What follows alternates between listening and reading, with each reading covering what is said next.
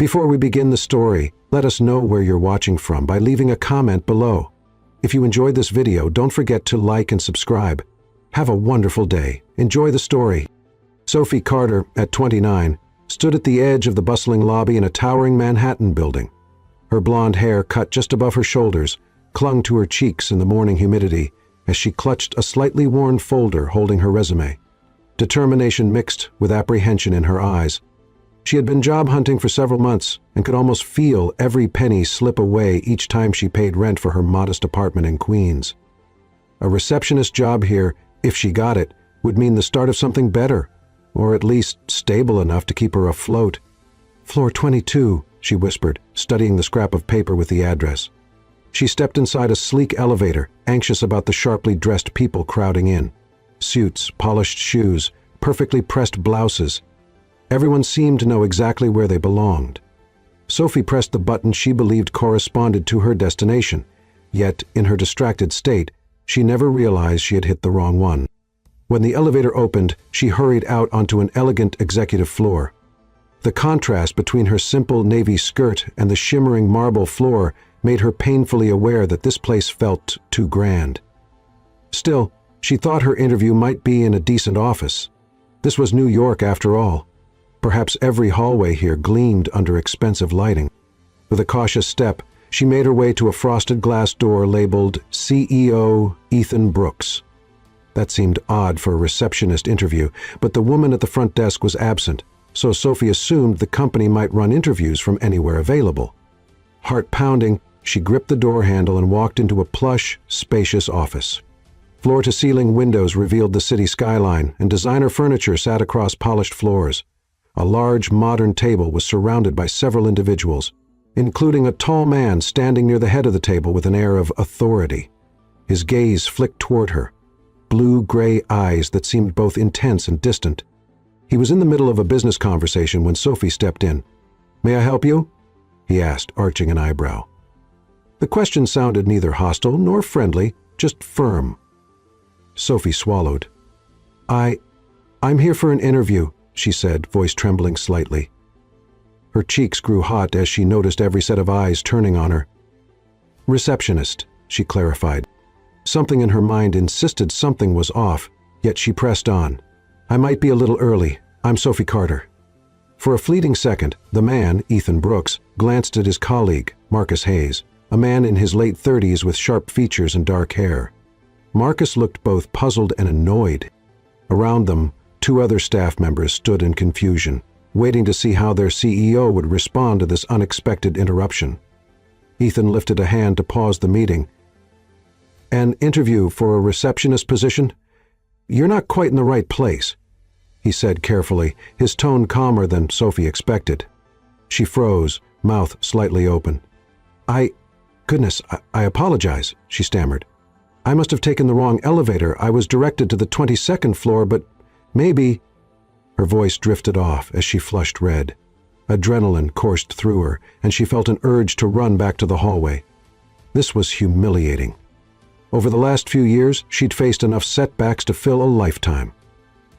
The last thing she needed was more embarrassment in front of a group of executives. As she shifted to leave, Ethan's gaze softened, something in her apologetic expression catching his attention. "Hold on," he said. "No need to rush out." He turned to the others in the room. "Give me just a minute, please." They exchanged surprised looks, but he nodded firmly, and Marcus reluctantly led them out into the corridor, leaving Sophie and Ethan alone. Her heart thudded in her chest, certain she had derailed this man's important meeting. But beneath her panic, she saw no anger on his face, only curiosity. Folding her hands tightly over her resume, Sophie steadied her breath. She had no idea that this simple mistake, a single wrong button pressed in the elevator, would become a door opening onto a life she never imagined. And standing before her, Ethan Brooks, the CEO of Brooks Enterprises, could not have guessed how this unplanned visitor would soon transform everything he thought he knew about himself and his world. Ethan studied Sophie with an intensity that made her shift on her feet. She wanted to melt into the polished floor. The hum of the city traffic below, faintly audible through the glass wall, underscored the odd quietness now filling the office. Moments ago, a high-level discussion about mergers and market strategy had consumed this space. Now, all of it seemed paused, as if suspended by this unplanned encounter. Sophie swallowed hard. "I really am sorry to interrupt," she began. She held out her resume, its edges a little frayed from constant handling. "I was looking for the HR department. They told me to go to 22, so I might have made a mistake." "You did," Ethan said, his voice low and calm. "But you also caught my attention. Please, sit." He gestured to one of the sleek chairs around the table. His navy suit, impeccably tailored, only magnified her sense of being out of place in her simple blouse and skirt. Still, she felt compelled to follow his instruction. It wasn't every day that a CEO asked you to sit down, especially after barging into his meeting unannounced. She eased into the chair, trying to ignore the dryness in her throat. Ethan leaned against the table's edge, arms crossed. "What's your name again?" "Sophie Carter," she repeated, forcing herself to meet his eyes. She couldn't decipher what flickered there. Pity, curiosity, or some guarded intrigue. He reached for the resume she offered, scanning it wordlessly. She had only a few bullet points to show. Administrative experience in small offices, a high school diploma, a night course in basic computer skills. None of it shouted top-tier candidate, and certainly nothing indicated she belonged in this high-rise corporate empire. Marcus reappeared at the door, eyebrows tight with impatience. Ethan gave him a slight nod, as if signaling he needed more time. Marcus lingered, glancing between them. Sophie's cheeks warmed again, feeling like she'd sparked some silent contention between these two men. "I must have taken up enough of your time," she said, voice trembling. I can go downstairs and find the right person." Really, her insecurities gnawed at her. She pictured a younger version of herself, always apologizing for being in the wrong place or saying the wrong thing. Ethan closed the resume and studied her face. "You've worked mostly in small businesses, correct?" She nodded. "Do you like that environment? Or were you looking for a bigger challenge?" The question jarred her. Nobody ever asked her about her preferences. Usually, interviews stuck to standard questions: availability, wage expectations, references. I want to learn," she managed. "I need stability, sure, but I also want a place I can grow, earn a real chance." Ethan inhaled softly, as though weighing her words. A short hush fell between them. Behind him, Manhattan's skyline glimmered in the morning light. Marcus hovered in the background, arms folded, impatience carved on his brow. Yet Ethan didn't rush. He pressed his lips together thoughtfully. "Miss Carter," he said, "the position you're describing is on a different floor." "Yes, but I can't help noticing there's something genuine about you." She blinked, uncertain how to respond. Genuine? Why? Because she was stammering and honest about messing up? Marcus finally cleared his throat. "Ethan, we do need to wrap up that conference call with London, remember?" Ethan nodded slowly, never taking his eyes off Sophie. "Sure. Miss Carter, if you'd like, leave your contact details with my secretary. She's Linda at reception out there. Let HR know you accidentally landed here." But he paused, a faint smile edging his lips. "Sometimes mistakes happen for a reason." Her chest fluttered. She rose from the chair, swallowing the last of her nerves. "Thank you," she managed softly. As she moved toward the door, Marcus's stern gaze followed her. Ethan, however, wore an expression she couldn't fully decode, a mixture of intrigue and gentleness, as though he'd just stumbled on something unexpected and wasn't sure what to do with it. In the corridor, Linda smiled warmly at Sophie, offering a clipboard for her to jot down phone and email. Sophie's mind spun as she wrote, grappling with 1,000 questions. She couldn't know that in that brief silence, when Ethan Brooks considered her humble resume and hesitant words, a silent bond had begun to form, and it would only grow stronger from here.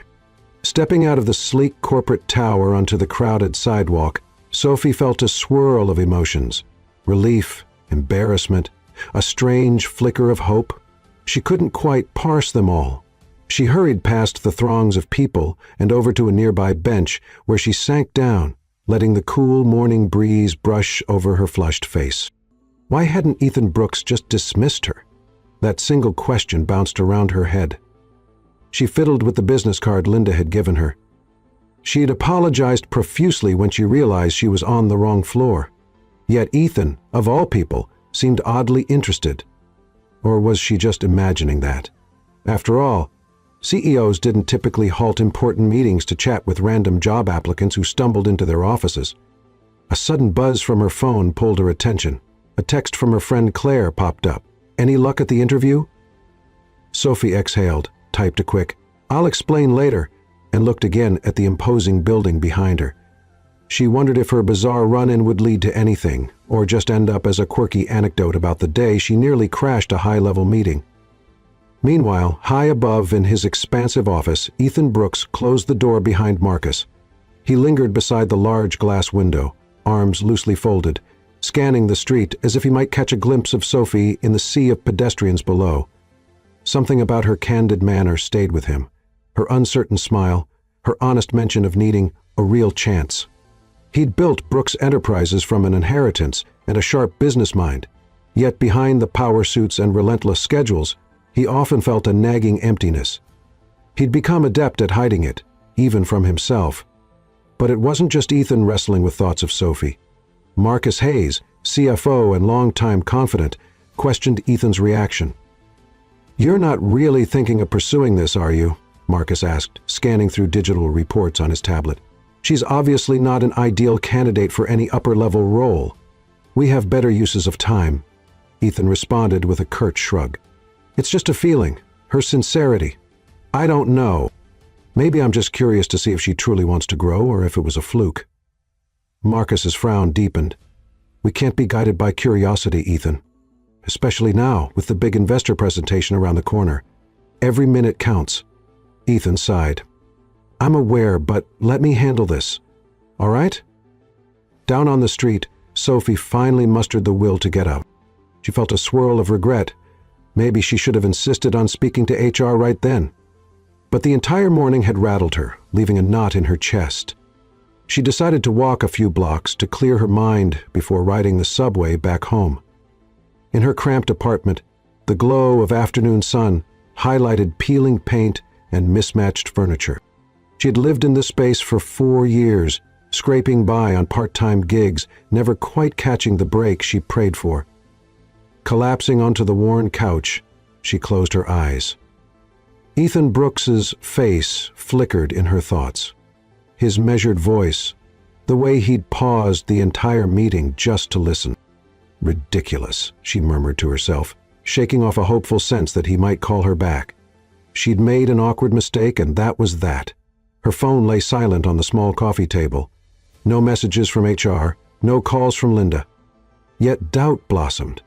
Should she swallow her pride and apply directly through the online portal, ignoring that strange encounter?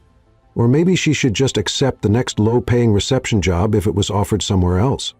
She couldn't afford to be too choosy. Early evening found her pacing the apartment, torn between giving up on this half-promissory or trying to follow up.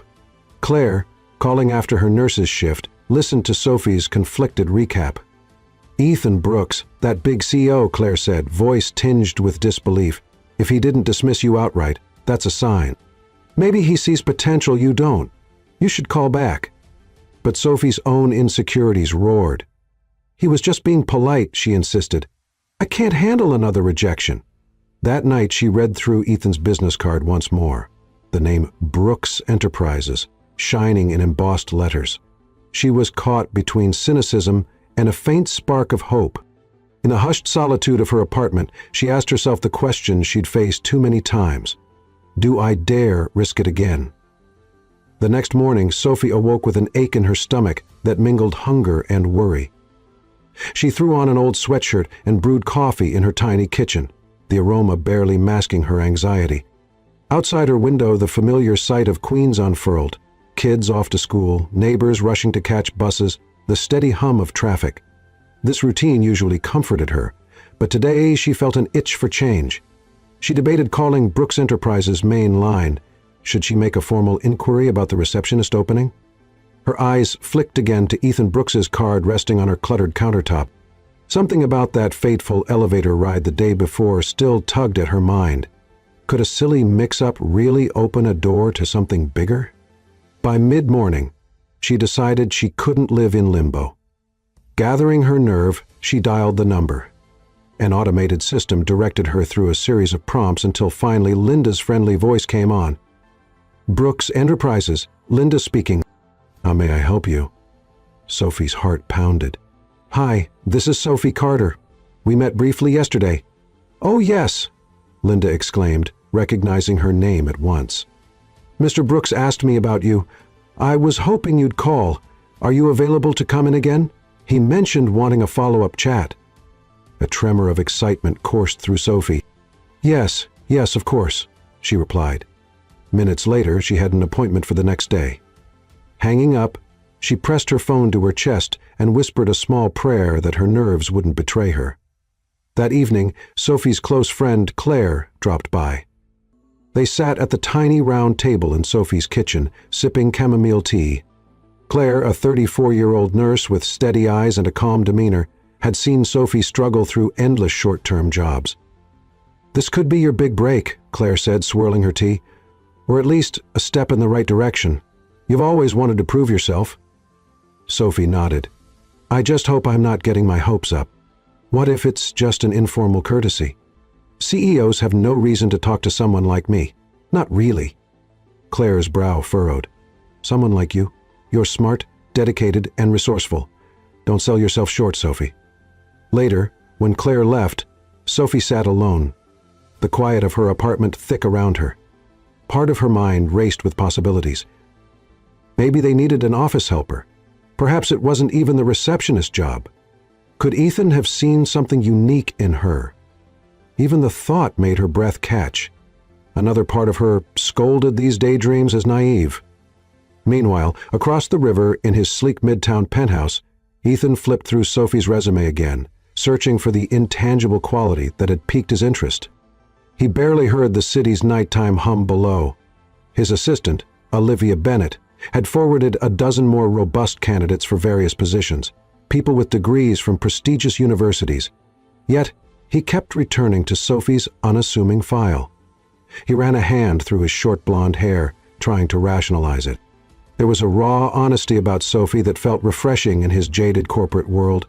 He didn't want to admit it, but her open, vulnerable manner had somehow broken through his usual defenses. The next day dawned bright. Sophie chose a nicer blouse, still modest but neatly pressed, and took extra care styling her hair. She said goodbye to her nephew Noah, who lived nearby and sometimes spent weekends with her. He was 10, mischievous and curious about her fancy job interview. Sophie tried to sound confident, but inside, her heart fluttered, riding the elevator up to the correct floor. This time, Sophie inhaled slowly. A corridor led to Linda's desk, where the older woman greeted her kindly. Nervous energy pulsed in Sophie's veins. She sensed that whatever awaited behind these walls might alter the course of her life. Linda escorted her through wide glass doors, and there he was, Ethan Brooks, standing by a window, phone in hand, gaze distant. At the sound of Sophie's footsteps, he turned, flashing a welcoming smile. In that moment, Sophie felt a quiet certainty that her decision to return was right, as though unseen omens had guided her here all along. Sophie paused outside Ethan's spacious office, smoothing her blouse. A faint hum of adrenaline coursed through her. Linda gestured for her to go in, then quietly closed the door behind her. Sunlight flooded the room, casting a warm glow across the modern furniture and large wooden desk. Ethan stood near a window, but turned to greet her with a nod. "Sophie, thank you for coming," he said. His voice carried a cordial tone, but there was a softness beneath it. He motioned toward a pair of comfortable chairs set beside a small table. "Please, sit. I want to hear more about you, your goals, your experiences." Her nerves flared. She clasped her hands tightly, then remembered how she'd spent the previous night rehearsing possible questions, determined not to ramble like a frightened rabbit. Sitting opposite him, she lifted her chin. "Thank you, Mr. Brooks," she began quietly. "I appreciate the chance. Well, I know my resume doesn't compare to most candidates you'd see here, but I learn quickly. I'm dependable. I just need someone to believe in me enough to give me a start." Ethan studied her, his expression thoughtful. He asked about her previous jobs, her time in small offices, her responsibilities there. She explained how she managed scheduling, handled basic bookkeeping, and liaised with clients. Occasionally, her voice wavered, but she steadied herself by recalling Claire's advice. "You're worthy. Don't be afraid to show it." "I'm curious," Ethan said after a while, tapping his fingertips against his chin. "You mentioned you want more stability. Is there something in particular that draws you to a large corporation like Brooks Enterprises?" A flush heated Sophie's cheeks. Honesty always felt risky, but she took a breath. A bigger company could mean career growth and steady work. I don't want to be stuck in a cycle of short-term gigs anymore. I'm not afraid of hard work. I just want a real shot at improving my life. Ethan nodded, glancing briefly out the window at the Manhattan skyline.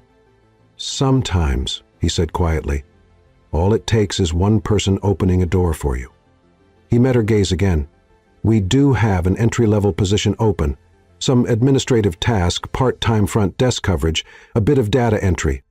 It's not glamorous, but it might be a good start. If you're interested, I'll have HR prepare the details." Her heart soared, but she forced herself to remain calm. "I'd be very interested," she replied. Relief washed over her, mingled with a hint of disbelief. This might be the break she'd yearned for. Just then, the office door swung open, and Marcus stepped inside, brow furrowed. He froze upon seeing Sophie. "Oh, I thought you were alone, Ethan." Ethan cleared his throat. "Marcus, remember Sophie Carter? She's—" Marcus finished for him. "The candidate from the other day." His eyes flickered with a trace of skepticism. "Good to see you again." Polite, but not exactly warm. "I was just telling Miss Carter about a potential position," Ethan continued. "I trust you won't mind if we create a small role so she can learn the ropes." Marcus's jaw tightened, but he nodded. "As long as it doesn't interfere with the upcoming event prep," he said, mustering professional restraint. "We're under a tight deadline, Ethan."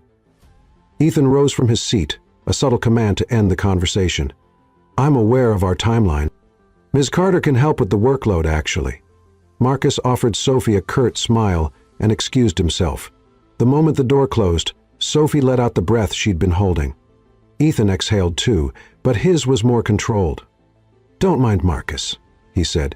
"He's cautious with any new hire." Sophie found herself smiling. "I'm grateful for this opportunity. I won't let you down." Ethan extended his hand across the table. She grasped it, feeling the firmness of his handshake.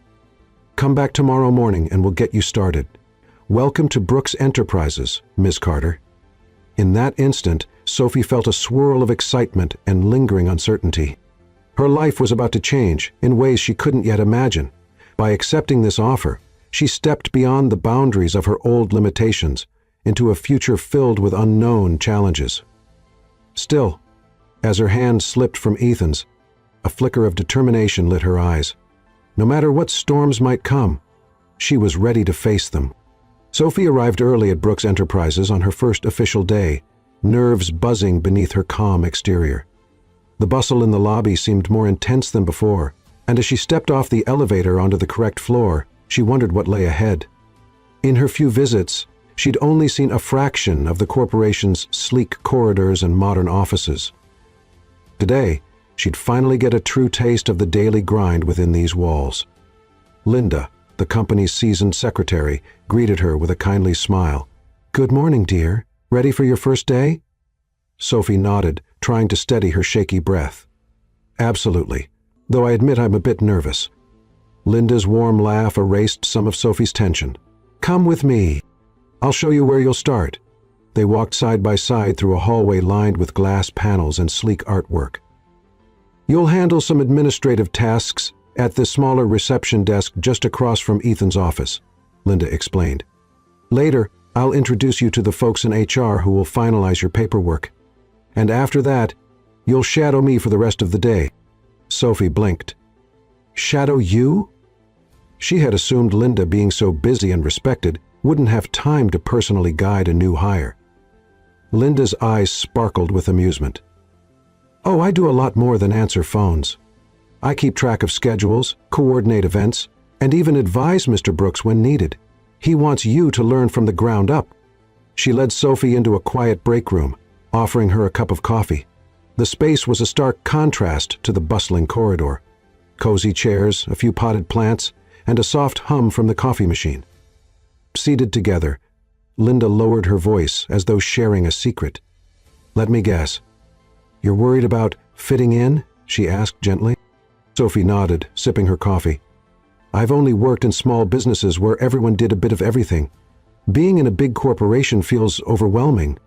I don't want to make mistakes that might cost me my job." Linda gave a knowing smile. "I started at Brooks Enterprises decades ago when it was half this size. I was fresh out of a tiny community college, terrified of city life, but you learn to adapt, mostly by asking questions. Don't shy away from that." Their conversation flowed with surprising ease. Linda revealed how she'd grown step by step, how Ethan's late father had initially hired her and shown faith in her determination. "Mr. Brooks inherited his father's instinct," Linda said, "and I think he sees some spark in you. That's a rare gift. So show him he's right." Sophie swallowed. The idea of having the CEO's confidence still felt unreal, but Linda's reassurance calmed her. "I just hope I can live up to whatever he imagines. I don't have fancy degrees." Linda patted her hand. "Degrees are valuable, but heart and work ethic matter too. You'll learn the technical parts. What you can't be taught is sincerity, and you've already got that." A thoughtful glimmer crossed Linda's face as she leaned in. "Also, I've seen how Ethan looks at new employees. You got a different reaction out of him." Sophie's cheeks grew hot. "Different? How so?" "I've known him a long time," Linda replied with a cryptic smile. "He's curious about you, in the best possible way." Before Sophie could decipher that comment, the break room door opened and a couple of employees hurried inside, pausing their chatter when they noticed Linda. She stood, smoothing her skirt. "All right, let's start your tour. You'll meet some key team members and learn the phone system. Baby steps." Despite the swirl of nerves, Sophie felt a renewed sense of possibility. She rose to follow Linda back into the corridors, determined to soak up every piece of advice her new mentor offered. The day was just beginning, and while each step felt like venturing into unfamiliar territory, Sophie sensed she wasn't walking it alone. Linda had taken her under her wing, an unexpected ally in a place where power suits and big titles could easily overwhelm. The next few days rushed by like a whirlwind. Sophie was introduced to the HR manager, an efficient woman named Rachel, with a brisk but polite manner.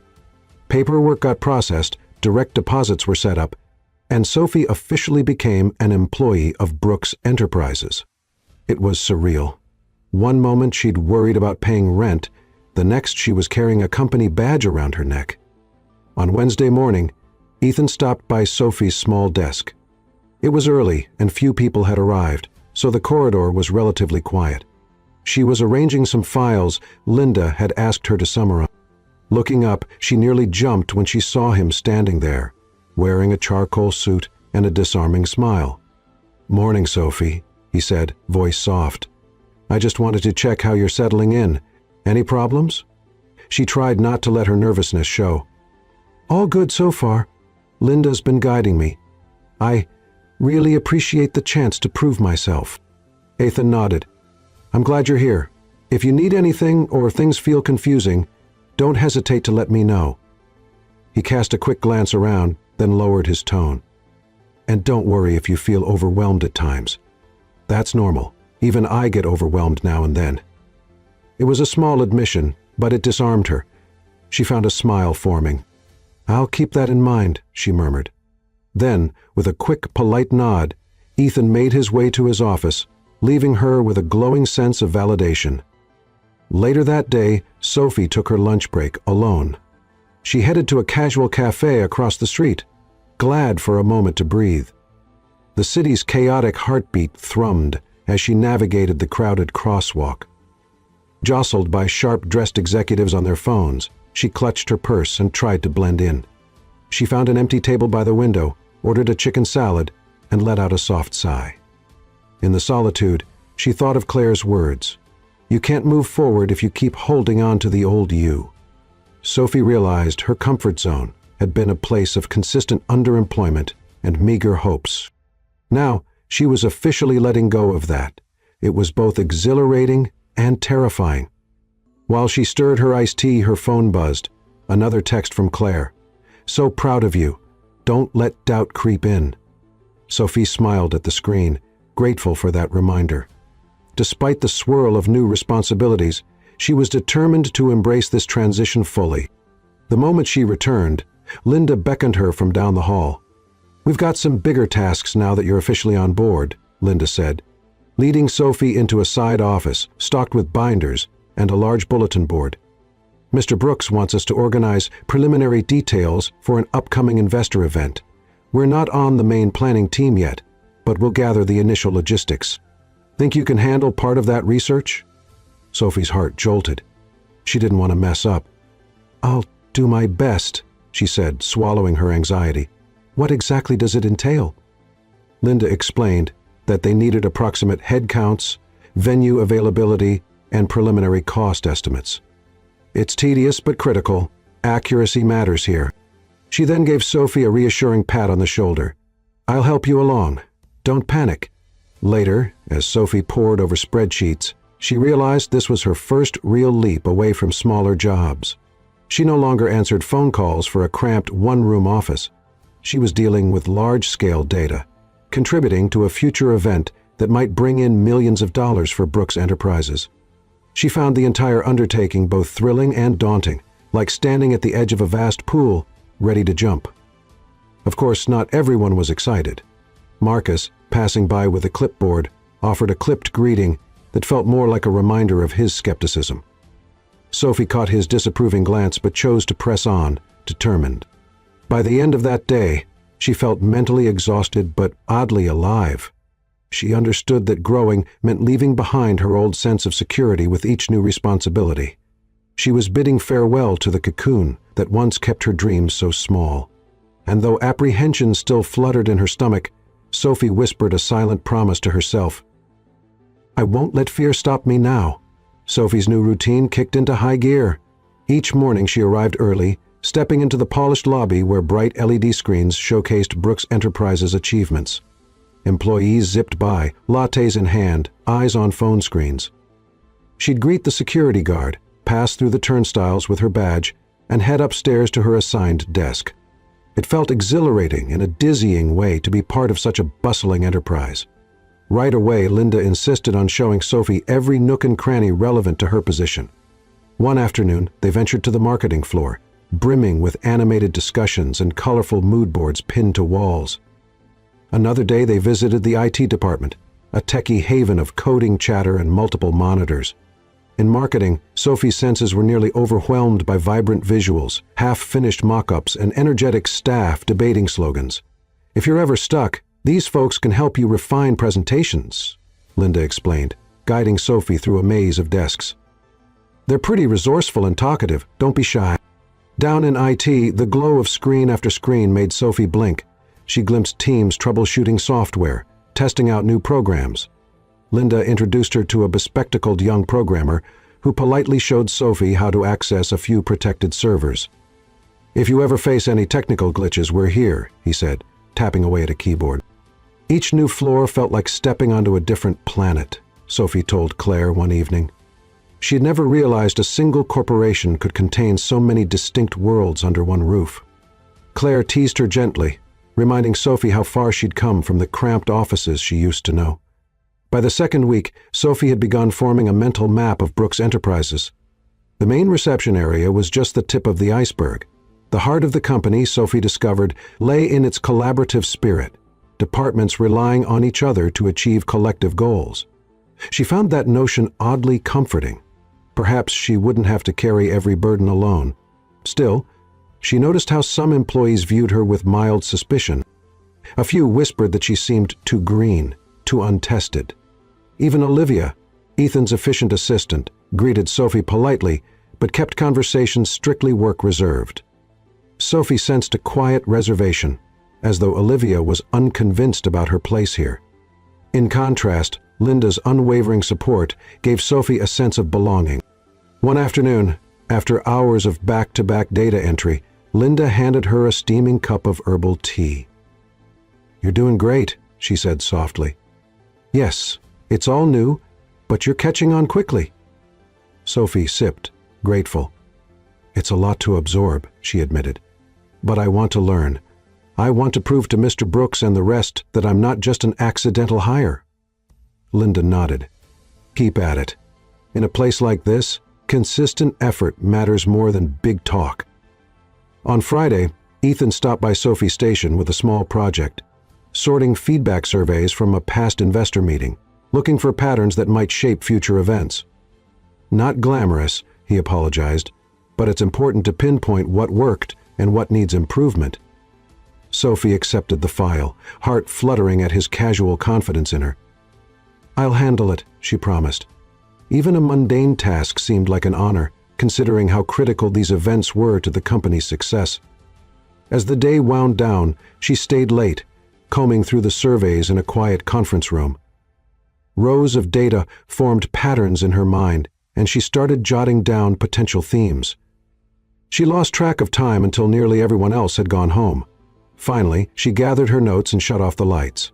Stepping onto the empty street, she felt a swirl of pride and fatigue. The crisp evening air of Manhattan brushed against her cheeks, reminding her that she was immersed in a world she'd once viewed from a distance. Her steps carried her to the subway, adrenaline still in her veins. Yes, it was unknown territory, but she was navigating it day by day, gleaning new confidence and purpose at every turn. By the start of her third week, Sophie was knee-deep in tasks, booking meetings, scheduling phone calls, inputting data and double-checking reports.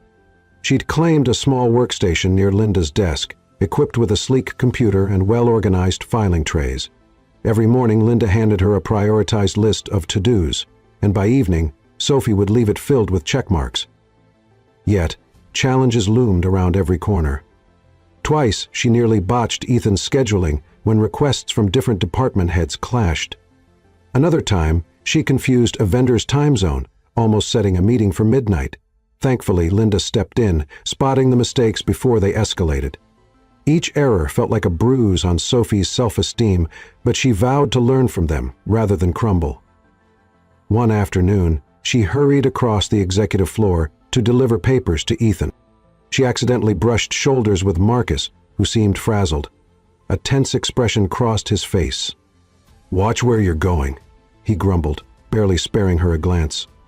In the moment, Sophie's cheeks flamed, but she forced herself to stand a little taller, refusing to shrink into apologies. Later that day, Linda took Sophie aside. "Don't let Marcus get under your skin. He's under enormous pressure preparing for the upcoming investor meeting. He's not always that prickly." Sophie managed a small smile. "I'm trying not to take it personally." Linda patted her arm reassuringly. "That's the spirit. You're doing well, truly. Every big place has its tough personalities." As days blurred into each other, Sophie started piecing together how the company functioned. She learned that various directors, each responsible for a core part of the business, regularly pitched Ethan and Marcus on budgets, expansions, or new clients. She also observed how Ethan balanced a rigid sense of discipline with an occasional spark of warmth, especially around longtime employees like Linda. Her biggest lesson, though, was that Brooks Enterprises thrived on efficiency. Deadlines were tight. Employees rarely had time to chit-chat. Sophie realized she had to be more than just diligent. She needed to be quick and precise, too.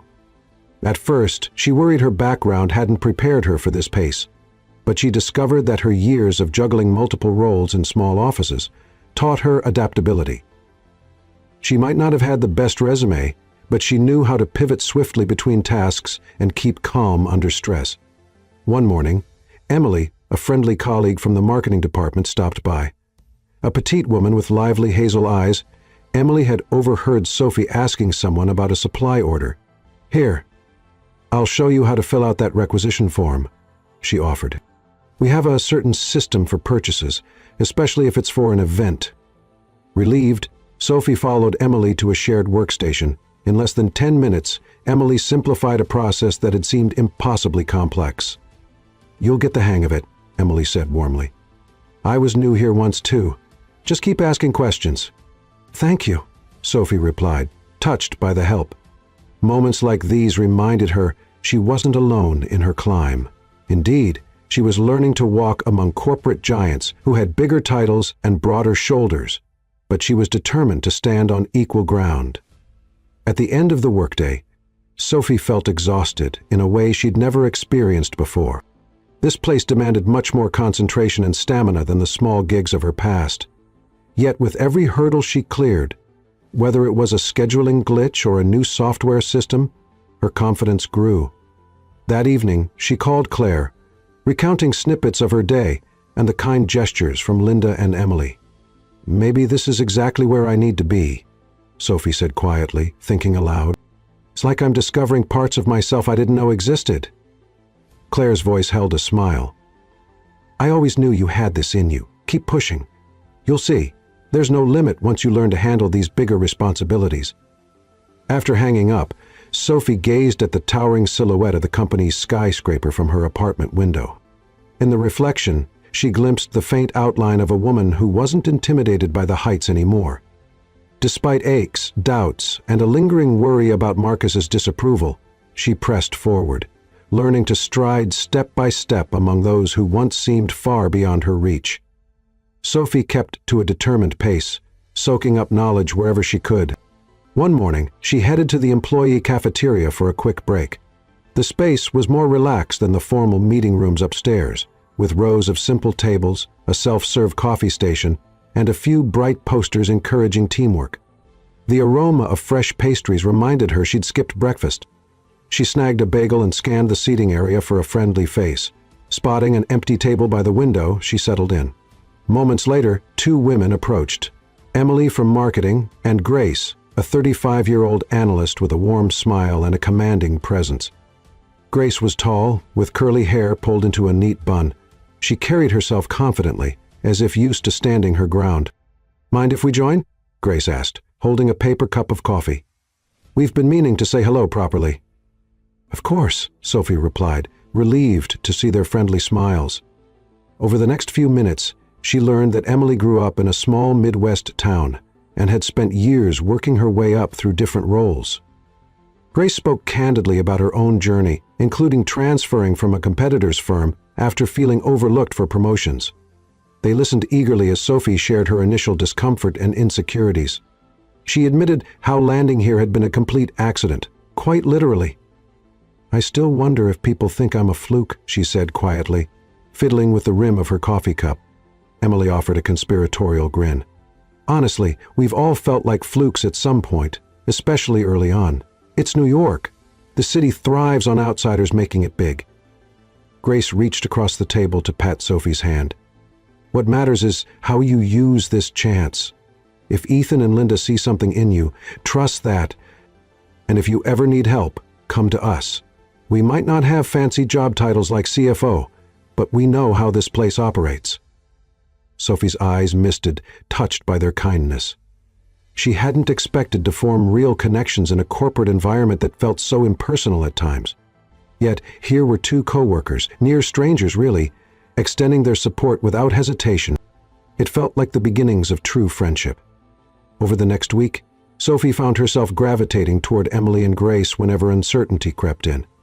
Whether it was clarifying an internal process or reminding her that a minor mishap wasn't the end of the world, they provided down-to-earth advice. After one particularly grueling day, all three took a spontaneous walk around the block to decompress, sharing stories about their families and the small pleasures they looked forward to after work.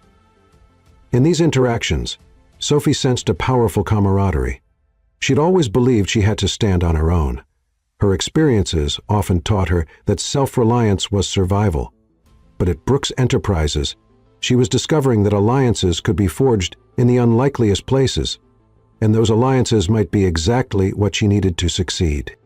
The only thorn in her side remained Marcus's chilly demeanor. Despite her best efforts to prove herself, his curt nods and weary glances persisted. One afternoon, as Sophie carried a stack of documents toward his office, she overheard him on the phone. He was discussing budgets and overhead costs, his tone sharp. "Yes, But I want to see if that new administrative hire is affecting efficiency, he said briskly. Sophie's cheeks burned. He was likely referring to her. Before she could hear more, she forced herself to knock and enter. He ended the call and gave her a tight smile. "Leave those on the desk," he said. Then, without another word, he returned to his work. Later, relaying that exchange to Emily and Grace, she tried to hide her discouraged sigh. Grace squeezed her shoulder. "Don't let him rattle you. Prove him wrong with consistent results. He'll come around, or at least he'll have to acknowledge your contributions." Their unwavering support buoyed Sophie's spirits. Each day, she uncovered more about the job, about corporate politics, and about her own capacity to learn. And in these honest friendships, so unexpected in a place this big, she felt a growing resolve. She might still be the newcomer, but she wasn't alone.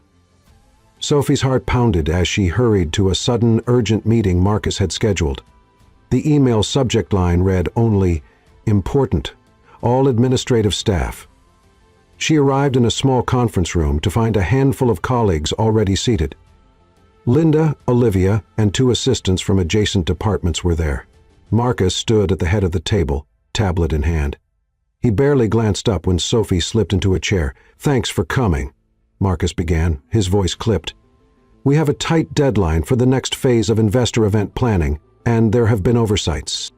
Certain venue confirmations are behind schedule. If we don't nail this down, we risk losing one of our top investors." Sophie swallowed hard. She wasn't sure who had dropped the ball, but Marcus's glare made it feel personal. As he tapped through slides on the screen, she realized some reservations had not been finalized. The main conference hall they'd intended to use might no longer be available. Discomfort spread through the room. Nobody wanted to be at fault for this fiasco. Sophie glanced sideways at Linda, who wore a concerned frown. She'd heard about the investor event in passing, but wasn't on the official planning team. She wondered how her role might come under scrutiny now. Marcus's eyes swept across their faces and stopped on Sophie. "Miss Carter, you're assisting with preliminary logistics, right?" Her chest tightened. I've mostly been helping Linda with data entry and early vendor quotes," she said, careful to keep her tone calm, "but I wasn't directly—" "So you're aware of certain arrangements that should have been confirmed," he cut in, voice cold. "Or did you not catch that detail?" Heat pooled in Sophie's cheeks. She felt everyone's eyes on her, a mix of curiosity and pity. "I handled part of the quotes, yes," she said, fighting the urge to shrink in her seat. "I followed up with the vendor last week, and they told me they'd need an official deposit form from finance. I never received it, so I thought—" Marcus interrupted again, turning the tablet screen toward them. "We needed more aggressive follow-up. Now we're at risk of losing the space." The blame stung. Even if logically she knew the finance team's deposit process was out of her hands. Linda cleared her throat. "With respect, Marcus, Sophie did notify me about the deposit requirement. I was waiting on an approval signature from your office." She spoke evenly, her gaze steady but polite. Marcus paused, tension seeping into his posture. He seemed to weigh Linda's remark. "Then next time, don't wait. If something's urgent, come to me directly." His tone broke no argument, though it skirted responsibility for the missing signature. Olivia glanced at Sophie sympathetically but stayed silent. The rest of the staff kept their eyes down, likely grateful not to be singled out. After Marcus finished outlining a new action plan, one that required everyone to jump through hoops to fix the situation, he dismissed them with a curt wave. Sophie exhaled, her heart still hammering. She felt a swirl of embarrassment, anger, and helplessness. Linda guided her out into the hall, placing a comforting hand on her arm. "Don't take this personally," Linda said quietly. "Marcus is worried about the event and gets overly harsh when pressed, but you did your part." Sophie's chest felt tight. "The questions practically accuse me of not doing my job. If I speak up more, I'd look like I'm deflecting blame. If I stay quiet, I look incompetent." Her voice wavered with pent-up frustration. "I just want to prove I can handle this." Emily and Grace caught up with them in the corridor, offering words of consolation. "He's done this to me too," Grace admitted, rolling her eyes. "Give it time. He's old school, thinks fear is the best motivator." Despite the reassurance, Sophie felt rattled the rest of the day. That was her first direct taste of how power dynamics could crush your confidence in seconds. Part of her yearned to hide, but another part stiffened with resolve. She refused to let this confrontation chase her away. During a quick break, she reminded herself of the vow she'd made upon being hired. She would stand firm. One rocky meeting wouldn't undo all she'd worked for. And so, while her heart still pounded from the shock, Sophie returned to her desk, determined to prove Marcus wrong. She would meet every deadline, secure every missing piece. Slowly, she began researching backup venues, drafting follow-up emails and rallying the small group of assistants to ensure they wouldn't be blindsided again. In the days following Marcus's tense meeting, Sophie threw herself into a string of demanding tasks. The investor event now loomed ahead like a ticking clock, each passing hour bringing new responsibilities. Her calendar was packed with calls to venues, follow-up emails to caterers, and updates to the budgeting spreadsheet that Marcus monitored so closely. Gone were her simpler days of inputting data at a leisurely pace. Now she worked under constant pressure. The first challenge came when one of the high-end hotels they'd contacted suddenly announced it was overbooked, retracting its prior offer. Rather than panic, Sophie immediately switched to backup leads she and Linda had researched. She spent an entire afternoon phoning alternate locations, carefully weighing cost, capacity, and availability. By sunset, she'd negotiated an option only slightly pricier than the original plan. Linda praised her persistence, but Sophie felt too exhausted to celebrate much. She just wanted to ensure no cracks opened for Marcus to exploit. The second test arrived in the form of scheduling conflicts. Ethan and Marcus needed to meet with key investors in different time zones, and Sophie was responsible for arranging a complicated series of calls. She juggled these demands with her usual tasks, answering internal queries, helping the marketing department finalize promotional materials, and updating the HR team about new hires. At times, she felt like a circus performer, balancing spinning plates, hoping none would crash. Yet each small success, like confirming a tricky conference call or correcting a minor scheduling error before it snowballed, renewed her sense of purpose. Amid all this chaos, Ethan seemed to take quiet notice of her efforts. He would stop by her desk, occasionally with an encouraging word or a question about her progress. "You're handling a lot," he remarked one afternoon, scanning the spreadsheets she'd compiled. "If you ever feel like you're drowning, let me know. We've got other people who can help." She appreciated the offer, yet part of her felt compelled to prove herself capable. "I'm all right," she insisted, pushing aside her fatigue, just determined to make this event run smoothly. Still, the long hours began to wear on her. She'd return to her small apartment each night, heat up a quick dinner, and sink into the couch, mind spinning with tomorrow's tasks. She confided in Claire, explaining how the sense of urgency never let up. Claire, always a calm presence, reminded her to pace herself. "You don't want to burn out," she cautioned. "You finally have a shot. Don't let stress sabotage you." The third major challenge struck when a prominent potential investor demanded last-minute additions to the event schedule, including a more elaborate presentation segment. Sophie found herself scrambling to gather design inputs from marketing and fresh data from finance. Some colleagues griped that she was adding to their workload, but Sophie persisted, clarifying that the request came from top-level management. Despite the friction, she coordinated the new plans meticulously. Even Emily and Grace, her allies, teased her about being a mini project manager. "Look at you," Emily said with a grin, "bossing the rest of us around in the nicest possible way." Marcus, however, remained guarded. On one occasion, he spotted Sophie conferring with a team of junior associates about the revised slides. He pulled her aside afterward, expression stiff. "Don't overstep your position," he said in a low tone. "Managing the entire staff isn't in your purview." His words stung, but she managed a steady response.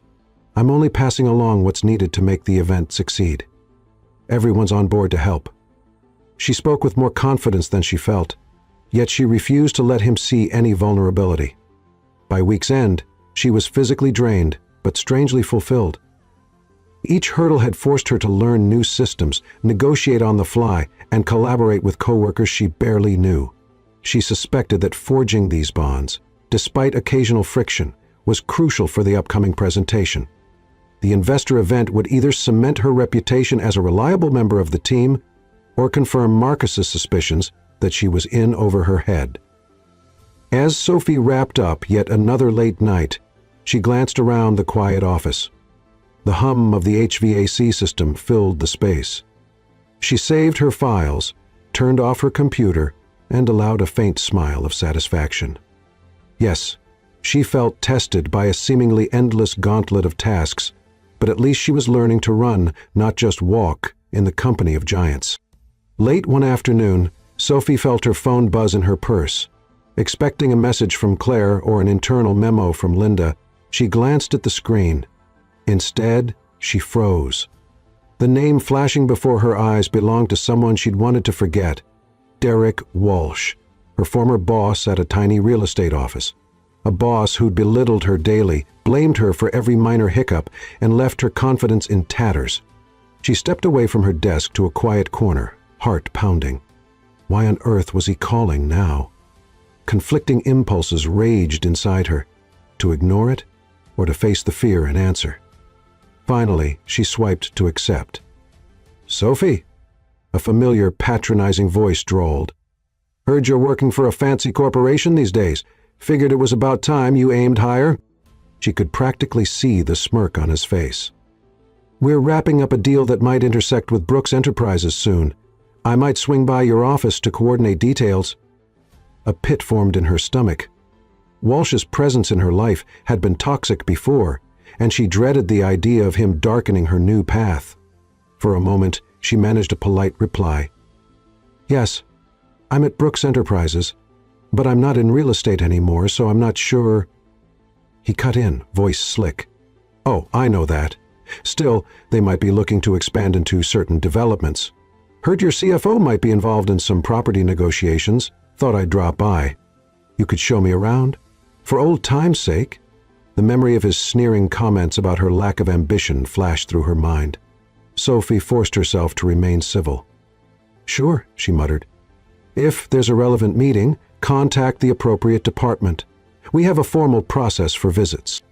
Her voice wavered slightly, betraying her discomfort. When the call ended, she felt drained.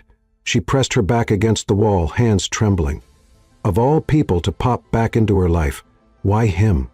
In that moment, she realized how deeply her past scars still ached, even though she'd thought she'd moved on. Walsh had once fueled her insecurities, making her believe she was incapable of anything more than menial tasks. The next morning, Linda noticed Sophie's distraction. "You look pale, dear. Everything all right?" she asked, placing a comforting hand on Sophie's shoulder. Sophie hesitated, but sensed she could trust Linda. She mentioned Walsh's call, a shortened version of the cruelty she'd once endured. Linda's eyes narrowed. "If he shows up, I'll make sure he doesn't bother you. But if it becomes more than a casual visit, we'll inform Ethan or Marcus. You're safe here." Though touched by Linda's protectiveness, Sophie still felt uneasy. She couldn't help picturing Walsh waltzing into the building, humiliating her before her new colleagues. She didn't want to look weak, especially in front of Marcus, who already doubted her capabilities. That night she trudged home, later than usual, weighed down by swirling thoughts.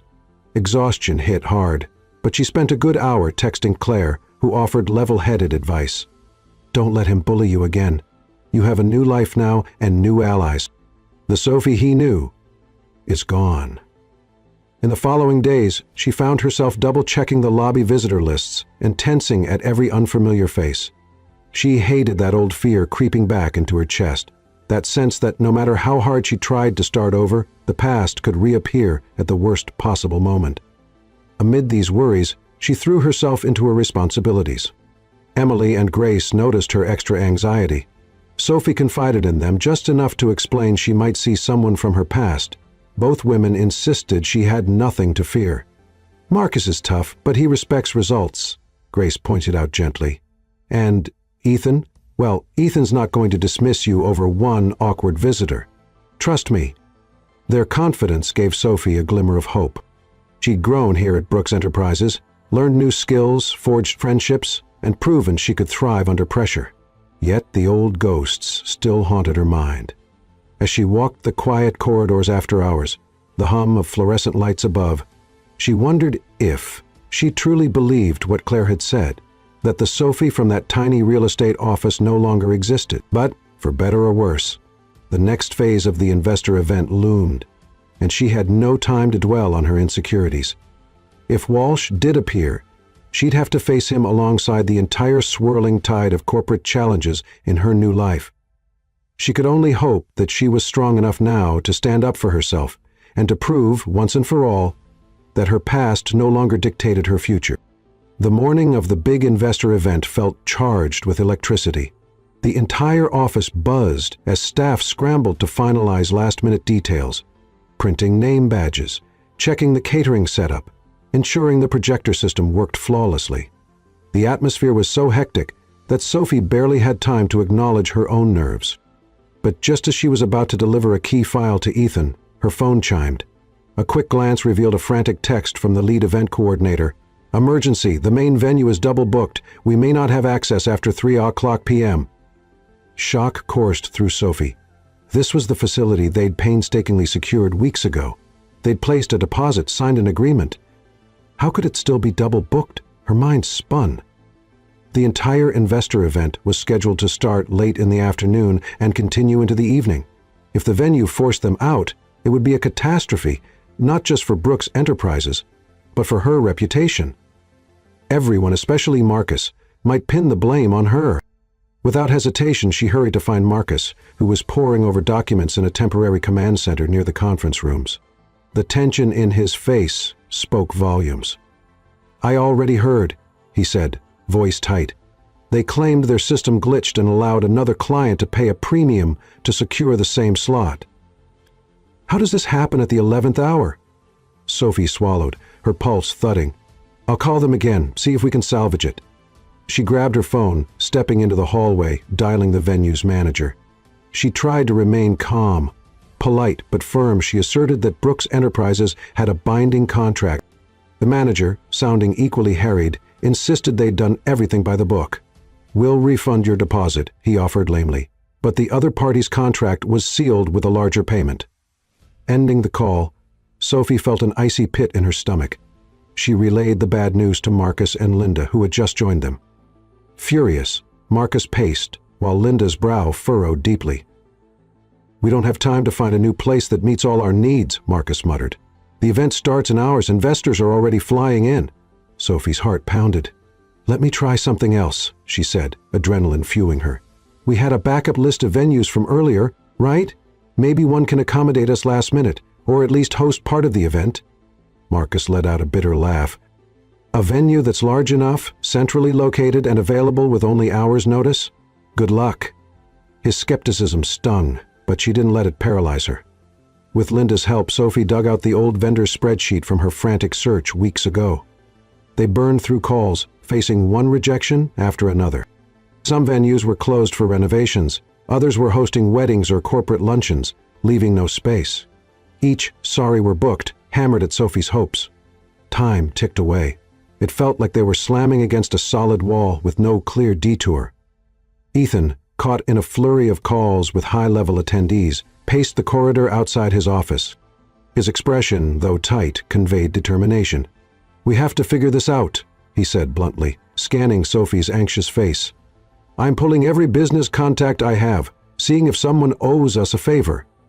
Despite the frenzy, Marcus's attitude only worsened. He began muttering about how one oversight or delayed signature might have saved them from this fiasco. Sophie felt each veiled accusation like a slap. She struggled to keep her composure, reminding herself that she'd done everything by the book. By midday, the office felt charged with desperation. The event coordinator kept bombarding Sophie's phone with updates. Investors asking about location? Some are en route. The entire day took on a surreal edge as staff scrambled and phones rang ceaselessly. All the while, the memory of that old real estate fiasco with Derek Walsh gnawed at Sophie. She felt the same helpless panic as before, the fear that she'd be singled out and humiliated. For a brief moment, she wondered if quitting would be easier than shouldering the blame for a meltdown this massive. But the thought passed quickly. She looked around at Linda, sweaty and frazzled, but still trying to remain calm. At Emily, emailing contacts for marketing in search of last-minute alternatives. And at Grace, who had extended her shift to help coordinate. They were in this together. Even if Marcus's voice seethed with frustration, the others were working as a team. As the clock raced toward the event start time, Sophie faced the harsh truth. They might have to cancel or at least postpone. The possibility made her stomach churn. If no miracle venue came through, the entire months-long effort would collapse like a house of cards. And for the first time since she joined Brooks Enterprises, Sophie felt truly cornered, her confidence shaken. She stood before an impossible wall. No venue, no time, no easy solution. Everything she'd worked for could crumble within hours unless she, Ethan, and the rest somehow found a way to break through the impossible. Just when all hope seemed lost, Sophie's phone buzzed with an incoming call from Emily. Breathless, Emily announced she'd found a potential lead. A midtown venue that rarely hosted corporate events, but might be vacant tonight due to a sudden cancellation. Sophie nearly dropped her phone in relief. It was far from perfect, smaller than the original space and lacking some of the luxurious features their top investors expected, but it was available, and that alone gave them a lifeline. Wasting no time, Sophie looped Linda into the call, then raced to find Marcus. He looked up from a flurry of budget sheets, eyes rimmed with tension. "We've got a possible fallback," Sophie said, voice trembling with a mix of excitement and anxiety. "I need your approval to secure it right now." Marcus's gaze sharpened. "Location?" She explained the midtown spot, emphasizing that while it wasn't quite on par with their initial choice, it had a decent capacity and was near several major hotels. "We'd have to hustle to adjust the presentation layout," she added. "And the caterers might need extra time to set up, but it's doable." A tense silence stretched between them before Marcus heaved a sigh. "Get Ethan to sign off. Fast." Sophie nodded and hurried to Ethan's office, nearly colliding with him in the corridor. Their eyes met. "We might have something," she blurted, hardly pausing to breathe. She outlined the plan, and Ethan's shoulders eased slightly. "It's smaller, but at least we can save the event," he murmured. "Book it. Send a company-wide update right away." In a burst of coordinated chaos, messages flew throughout Brooks Enterprises. Linda handled calls to investors, explaining the venue switch with apologies for the inconvenience. Emily worked on reprinting signage and updated invitations to display the new address. Grace tackled logistics with the caterers, ironing out timing details. Sophie raced between departments, ensuring every piece of the puzzle was locked in. Though the entire fix was patchwork at best, a tremor of hope began to spread among the staff. Maybe they'd pull it off, after all. Hours later, as Sophie rode in a company car to the new location, her heart pounded against her ribcage. The event was set to begin in less than an hour. Linda sat beside her, rifling through name tags. "Any idea if Marcus has calmed down?" Sophie asked quietly, recalling how he'd stormed out of the office earlier. Linda managed a wry smile. "He's not the type to show relief, even if he feels it. Right now, I think he's just focused on damage control with top investors." The car pulled up to a modest building with an understated entrance. While it lacked the grandeur of the previous venue, the staff inside hustled to arrange chairs, set up a small stage, and lay out refreshments. Sophie inhaled deeply, stepping into the main hall. Its vaulted ceiling and simple decor gave it a cozy ambiance. Maybe this won't be such a disaster, she thought. At least it looked neat and professional. The investors began trickling in sooner than expected, some grumbling about the last-minute address change, others eyeing the new surroundings with curiosity. Sophie plastered on her most confident smile, directing them to the registration table. Linda welcomed them gracefully, playing the role of unflappable hostess. Meanwhile, Ethan arrived, quickly surveying the space with discerning eyes. His expression was tense but resolute. He offered Sophie a brief nod. "You did well finding this place so quickly." Then, with a faint curve of his lips, he added, "I appreciate your persistence. This could have been a total train wreck." Gratitude filled her chest. "We still have to make sure the program runs smoothly," she cautioned, refusing to celebrate too soon. And so, the event began. Ethan opened with a short speech, acknowledging the venue shift in a polished, almost effortless manner, spinning it as a testament to Brooks Enterprises' flexibility. Marcus took the stage next, detailing the company's financial outlook. Despite his usual tense manner, he delivered the presentation flawlessly. Sophie watched from the side, biting her lip every time a microphone crackled or a slide advanced too slowly, but the technical snags were minor. Investors nodded, took notes, and asked pointed questions, which Marcus and Ethan answered adeptly. Somewhere in the middle of the event, Sophie slipped behind the scenes to check with the caterers. They were running low on a particular appetizer, so she made a quick call to arrange extra hors d'oeuvres. As she ended the conversation leaning against a wall, she let out a shaky exhale. They were making it work. Somehow. 2 hours later, the investor reception wound down to polite applause. Conversations spilled over into mingling sessions. Business cards exchanged under the glimmer of overhead lighting. While the entire night had an undercurrent of anxiety, the dreaded meltdown never occurred. Sophie caught Ethan's eye across the room. He raised his glass in a small toast, an unspoken acknowledgement of her contribution. And in that moment, relief surged through her like warm sunlight breaking through storm clouds. Yes, the day was fraught with near disaster, but they'd found a glimmer of light in all the chaos. The week following the investor event felt like a collective exhale at Brooks Enterprises. While not every detail had been perfect, the presentation succeeded in reassuring major stakeholders, and no critical deals fell through. Most employees carried themselves with a sense of hard-earned pride. Sophie felt it too. Even the memory of that frantic venue scramble couldn't overshadow the fact that they'd salvaged the event against all odds. A few mornings later, Ethan called Sophie into his office. She noticed the fatigue behind his eyes, but also a genuine warmth as he gestured for her to sit. "I wanted to say thanks," he began, tapping a stack of folders on his desk. "If you and Linda hadn't found that backup plan, we might be sifting through a PR nightmare right now." Sophie's cheeks warmed. "I was just part of a team. Everyone pitched in." Ethan nodded, a faint smile curving his lips.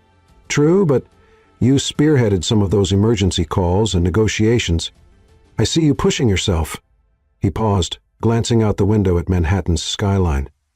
"We can't ignore the fact that you're not just the same shy newcomer from a few weeks ago. You've proven your value under pressure." His words made her heart flutter.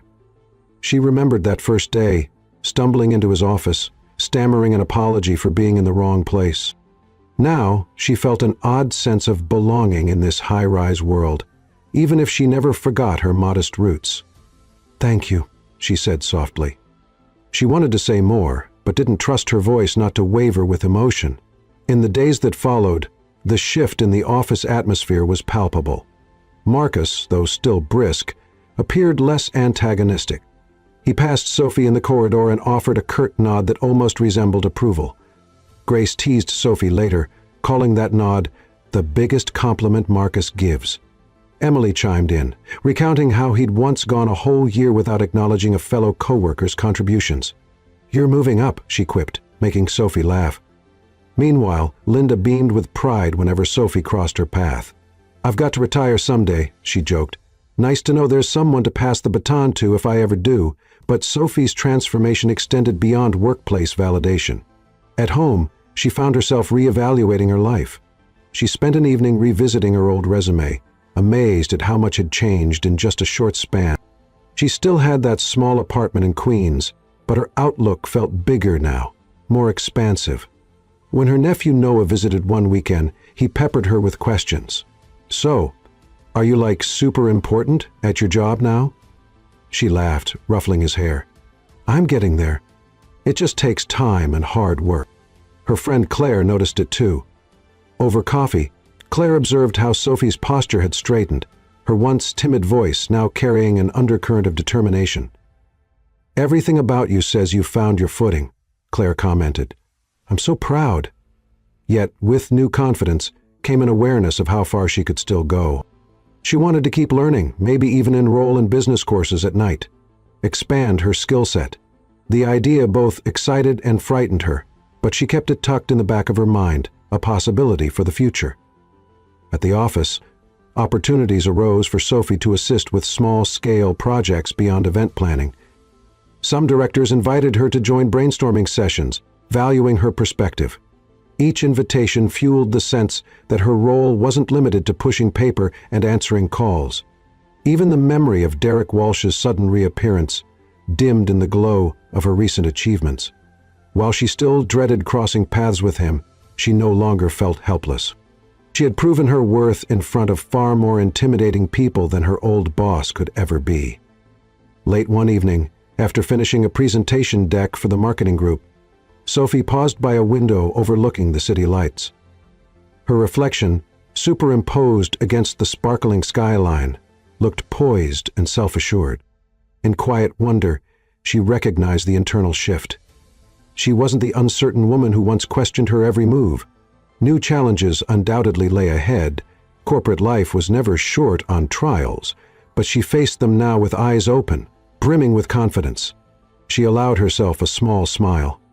Brooks Enterprises was no longer just a place of trial by fire. It was where she'd been forced to discover her own capabilities, and as she gathered her belongings to head home, she felt an undercurrent of excitement.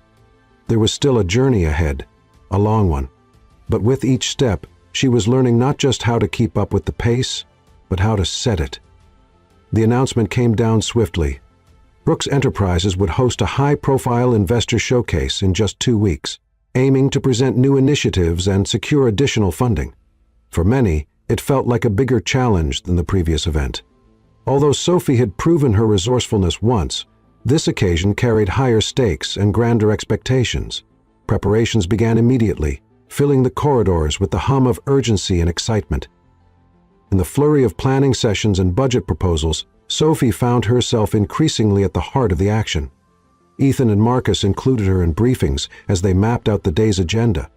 A keynote speech from Ethan, breakout discussions with department heads, and an evening reception featuring top executives and potential partners. Sophie's tasks ranged from booking the auditorium in a top Manhattan hotel to coordinating speaker schedules.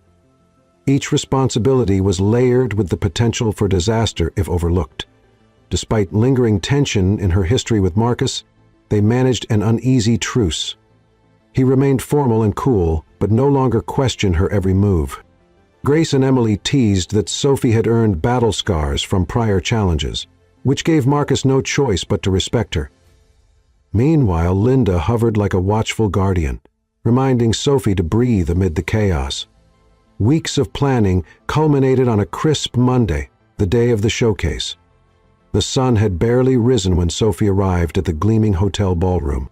Crews arranged chairs in precise rows, tested microphones, and readied digital displays. She checked in with the tech team, verifying that all slides were loaded. Tension zipped through her body as she pictured the hundreds of eyes that would soon fill the space.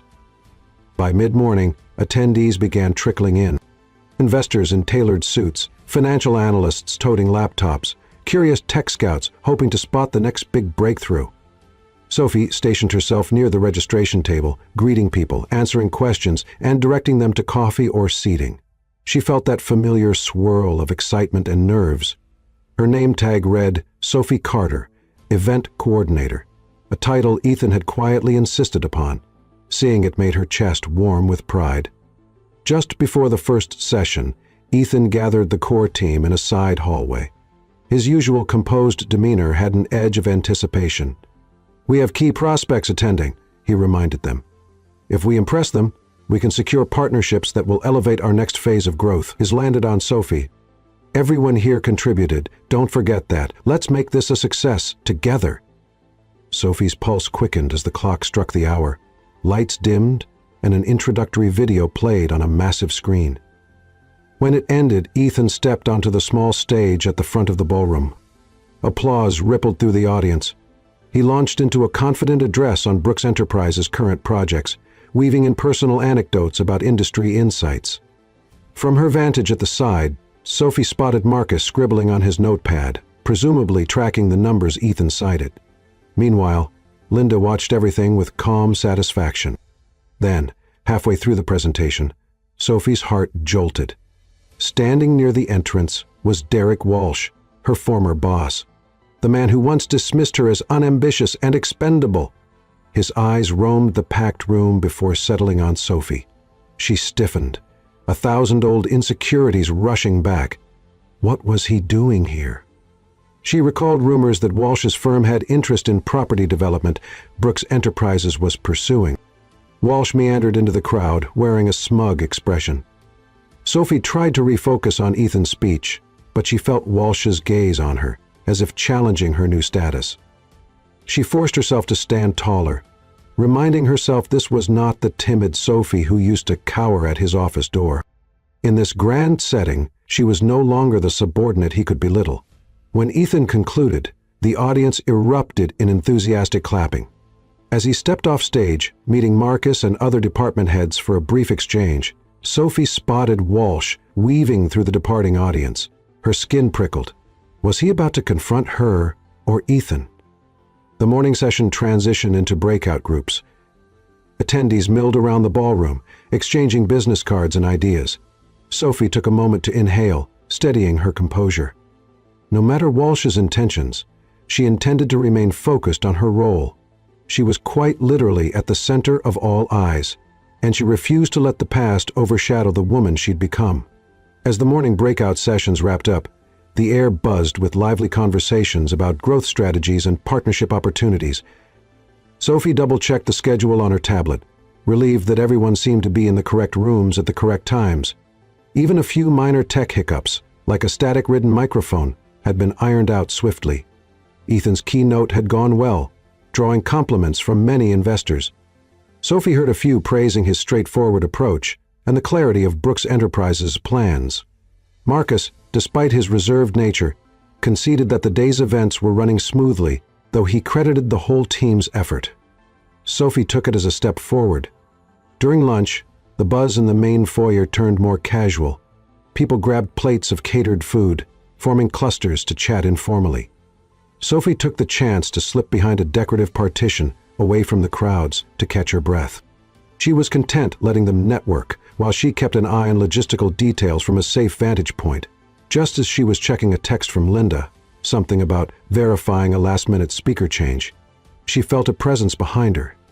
Whirling around, she came face to face with Derek Walsh. His stomach lurched at the arrogant tilt of his chin and the slight curl of his lips. "Congratulations," he said, voice dripping with condescension. "Your little show is quite polished." He glanced around, as if unimpressed by the gleaming decor. "I see you've moved up in the world." Sophie inhaled, steadying herself. "I have. Is there something you need?" He shrugged, stepping closer. "Just came to see how this operation runs. Brooks Enterprises is in the market for property expansions. My firm might be involved." His eyes flicked to her name tag. "Event coordinator, huh? Well, that's a leap from filing paperwork in my back office." She bristled at the jab, recalling how he'd once criticized her for even the slightest error. "People grow, Mr. Walsh," she replied evenly, refusing to look away. "Or maybe you haven't noticed." He smirked. "I'll be speaking to your CFO soon about potential deals. I'll keep an eye on how you handle all this. Let's see if you can handle the real pressure, or if you'll fold like old times." With that, he sauntered off, leaving her fighting a wave of anger and a ripple of lingering self-doubt. Her mind spun. She worried he might attempt to undermine her standing with Marcus or Ethan. Yet she also reminded herself that she'd faced far bigger storms than Walsh's cheap shots. Resolving not to let him rattle her, she rejoined the bustling foyer, checking that the coffee stations were stocked and verifying the next panel's start time. Soon after, Linda approached with a knowing look. "You all right?" she asked gently, as though sensing Sophie's tension. When Sophie nodded with forced calm, Linda squeezed her arm. "Remember, no one here can diminish your achievements, certainly not a man from your past." Her words rekindled Sophie's resolve. The afternoon sessions flowed smoothly, and the final presentation, an innovation panel led by Grace, drew wide interest. As the event neared its close, Ethan delivered concluding remarks, his voice echoing in the vast hall. Applause thundered when he finished, many attendees beaming with new confidence in the company's direction. Afterward, staff members breathed a collective sigh of relief. The day's schedule had unfolded with minimal hitches. Investors lingered for the reception, nibbling on hors d'oeuvres and sipping sparkling water or wine. Standing near a tall window, Sophie savored the sight of people genuinely impressed with Brooks Enterprises' future. Ethan wandered over, hands tucked in his pockets. "Thank you for your hard work," he said, low enough that only she could hear. "If this day was a success, you played a big part." Sophie managed a proud smile. "I just did my job." His gaze softened. "Sometimes it's more than a job. Sometimes it's personal passion that makes all the difference. Don't forget that." With a slight tilt of his head, he excused himself to speak with another executive, leaving Sophie's heart thumping from the praise. When the last of the guests departed, lights dimmed, and the staff began dismantling displays. Sophie helped gather stray brochures and stack chairs, exhaustion creeping into her limbs. Yet a sense of triumph steadied her. Yes, Wash's shadow had momentarily spooked her, but it didn't overshadow the accomplishments of the day. As she wheeled a cart of supplies back to storage, her thoughts lingered on Ethan's words. Sometimes it's more than a job, and maybe that explained why her heart felt so light, even after such an exhausting storm of responsibilities. The days after the investor showcase flew by in a flurry of congratulatory emails, follow-up meetings, and cautious optimism. More than one director praised Sophie's coordination, and even Marcus acknowledged that she kept potential pitfalls at bay. Soon, word spread about how the accidental new hire had become an indispensable organizer. Some found it inspiring, others seemed incredulous. Sophie caught wind of both reactions, but chose to focus on the positive. She also noticed how her relationship with Ethan shifted subtly. Their exchanges, though still professional, carried a natural warmth. He'd casually ask how she was holding up, or whether she had time for a short debrief at the end of a long day. Sometimes his questions felt almost personal, like he was checking on her well-being, not just her job performance. She tried not to read too much into it, but an undeniable spark lingered under their conversations. One afternoon, Sophie was summoned to a departmental meeting about streamlining event planning procedures. She arrived to find a few department heads assembled, with Marcus at the front. As she took a seat, she noticed a quiet hush. Marcus nodded at her. "Ms. Carter, thanks for joining. We'd like your input on how to replicate the success of our recent events. You've been in the thick of it." Her stomach fluttered. Rarely had Marcus invited her input so openly. She cleared her throat and shared her thoughts on vendor communication, scheduling strategies, and team coordination. By the time she finished, some colleagues jotted notes, while others nodded in agreement. A flicker of pride warmed her chest. Not long ago, she had felt overshadowed in these corporate circles. Now her voice carried weight. After the meeting, a few junior employees approached, asking if Sophie would be willing to give them pointers on organizing complex projects. She blinked in surprise. She was used to being the one seeking help, not dispensing it. Of course she agreed, still marveling at how roles could shift. In the days that followed, she set up an informal lunch and learn for staff curious about event coordination and vendor relations. As she spoke before a small group in a bright conference room, a sense of déjà vu washed over her. She recalled that first day when Linda gave her a warm welcome, providing tips on how to thrive at Brooks Enterprise. Now Sophie stood in a mentor role, encouraging novices who felt as uncertain as she once did. Outside of work, Claire teased her gently. "You're practically a manager in all but title," she said over a Friday night phone call. "Think about how far you've come from scanning the job ads every morning, desperate for a decent paycheck." Sophie allowed herself a soft laugh. She reflected on her cramped kitchen in Queens, the place that once felt like an inescapable reminder of her limitations. "I might still be in that apartment," she told Claire, "but I don't feel trapped anymore. My view of life is so different now." As Sophie grew more confident, she also felt an urge to pay forward the kindnesses she'd received.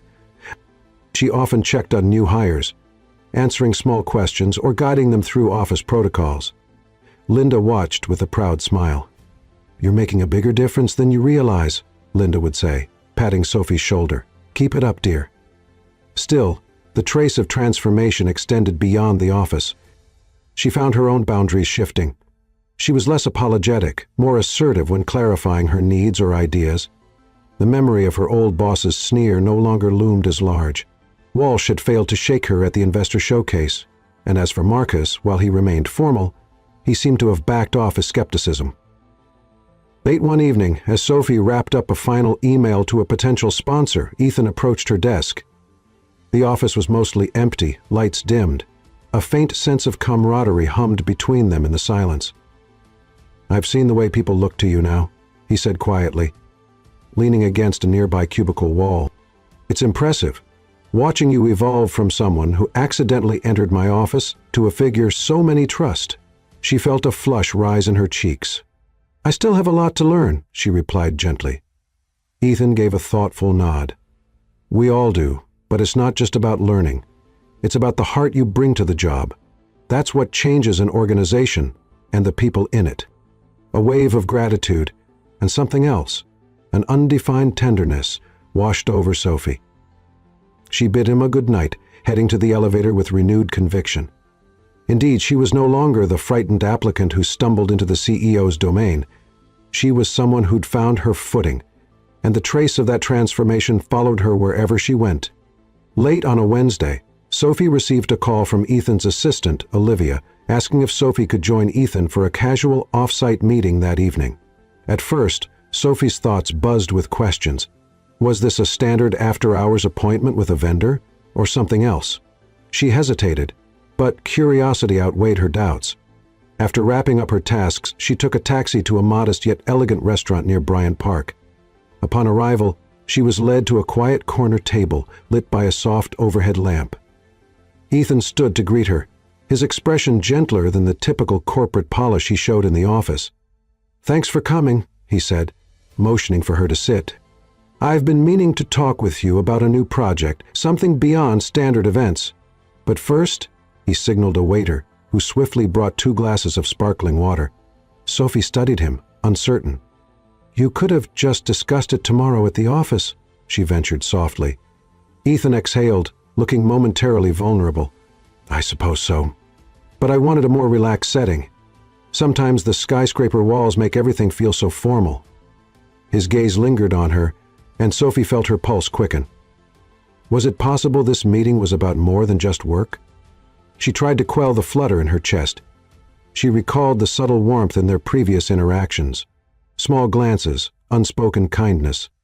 Maybe this dinner marked a turn in their relationship. Yet she also realized that such closeness could lead to complications. She recalled how power imbalances in a workplace romance often invited gossip and hostility. Was she ready for that? Ethan explained his concept, a community outreach initiative that Brooks Enterprises would sponsor, supporting underprivileged adults in job training and placement. "I'd like you to help coordinate with local organizations," he said. "You've shown a knack for bridging gaps. I believe you'd handle the human side well. Listening, organizing, empathizing." The idea lit up Sophie's eyes. "That sounds meaningful," she said, leaning forward. "I'd be honored to be involved." They spoke for nearly an hour, discussing potential partners, budget allocations, and ways to measure impact. In the lull between courses, Ethan's phone buzzed. He glanced at it, sighed softly, and silenced it. "Marcus is in negotiation mode again," he said wryly. "I'll handle that later." When dessert arrived, a shared slice of cheesecake, Ethan shifted the conversation to more personal ground. "I realize we've been operating in a swirl of deadlines," he began, voice low. "But how are you really, Sophie? You've carried so much on your shoulders. Do you find any time to rest, or even just to dream?" She flushed, surprised by the intimacy of the question. "I'm doing okay. Sometimes I'm exhausted, but I'm excited to be part of something bigger. I never imagined I'd have the chance to shape projects like these," she paused, biting her lip. "Though, yes, it's a lot, and I wonder if people assume I only got here by accident or because—" She nearly stumbled over her words, worried about implying favoritism. Ethan's eyes softened with understanding. "I know how it looks from the outside, but your work ethic and heart are what brought you here, not a fluke elevator mishap. Don't discount what you bring." Silence settled over the table. Sophie inhaled, feeling a sudden urge to speak her own truth. "Sometimes I can't help wondering if I should keep this strictly professional," she said, her voice trembling. "I sense something beyond work between us, but it scares me." His gaze lingered, filled with a warmth that made her chest tighten. "I wouldn't want you to feel pressured," he said softly. "I've never had a rule against dating in the office, but I understand the concerns. We could take it slow, or step away from this line entirely if that's what you need." Her heart pounded. The vulnerability in his words caught her off guard. She realized that behind his poised exterior was a man wrestling with his own doubts. She'd spent so long fighting for a place here, building credibility and forging alliances. Would a personal entanglement jeopardize everything? She swallowed hard. "Ethan, I'm not saying no. I just want to be certain I can handle it, before it's too late and things get complicated." A soft smile curved his lips. "I appreciate your honesty.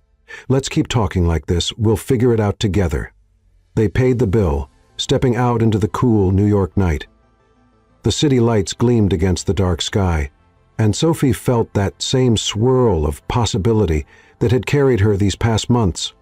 In the gentle glow of street lamps, she and Ethan walked side by side, leaving unspoken promises in the silent spaces between their words.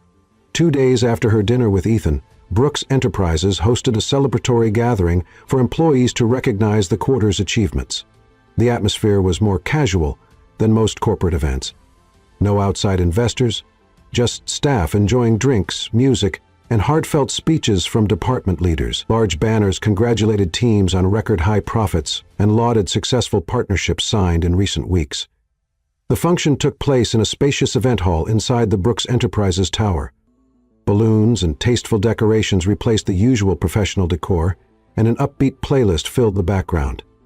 Sophie arrived early to help Linda set up refreshments. Emily and Grace zipped around, adding final touches to the table's centerpieces. Everyone's spirits seemed high, at least until Marcus approached the microphone to officially kick things off. He cleared his throat, scanning the crowd. "We've had an extraordinary quarter," he declared, his voice still carrying that no-nonsense edge. "Profits are up, and new ventures are taking shape. I'd like to thank every department for stepping up." A short pause lingered before he added, "I'd also like to acknowledge the contributions of new team members who've quickly proven their value. You know who you are." Though not effusive, it was the closest thing to open praise Sophie had ever heard Marcus give.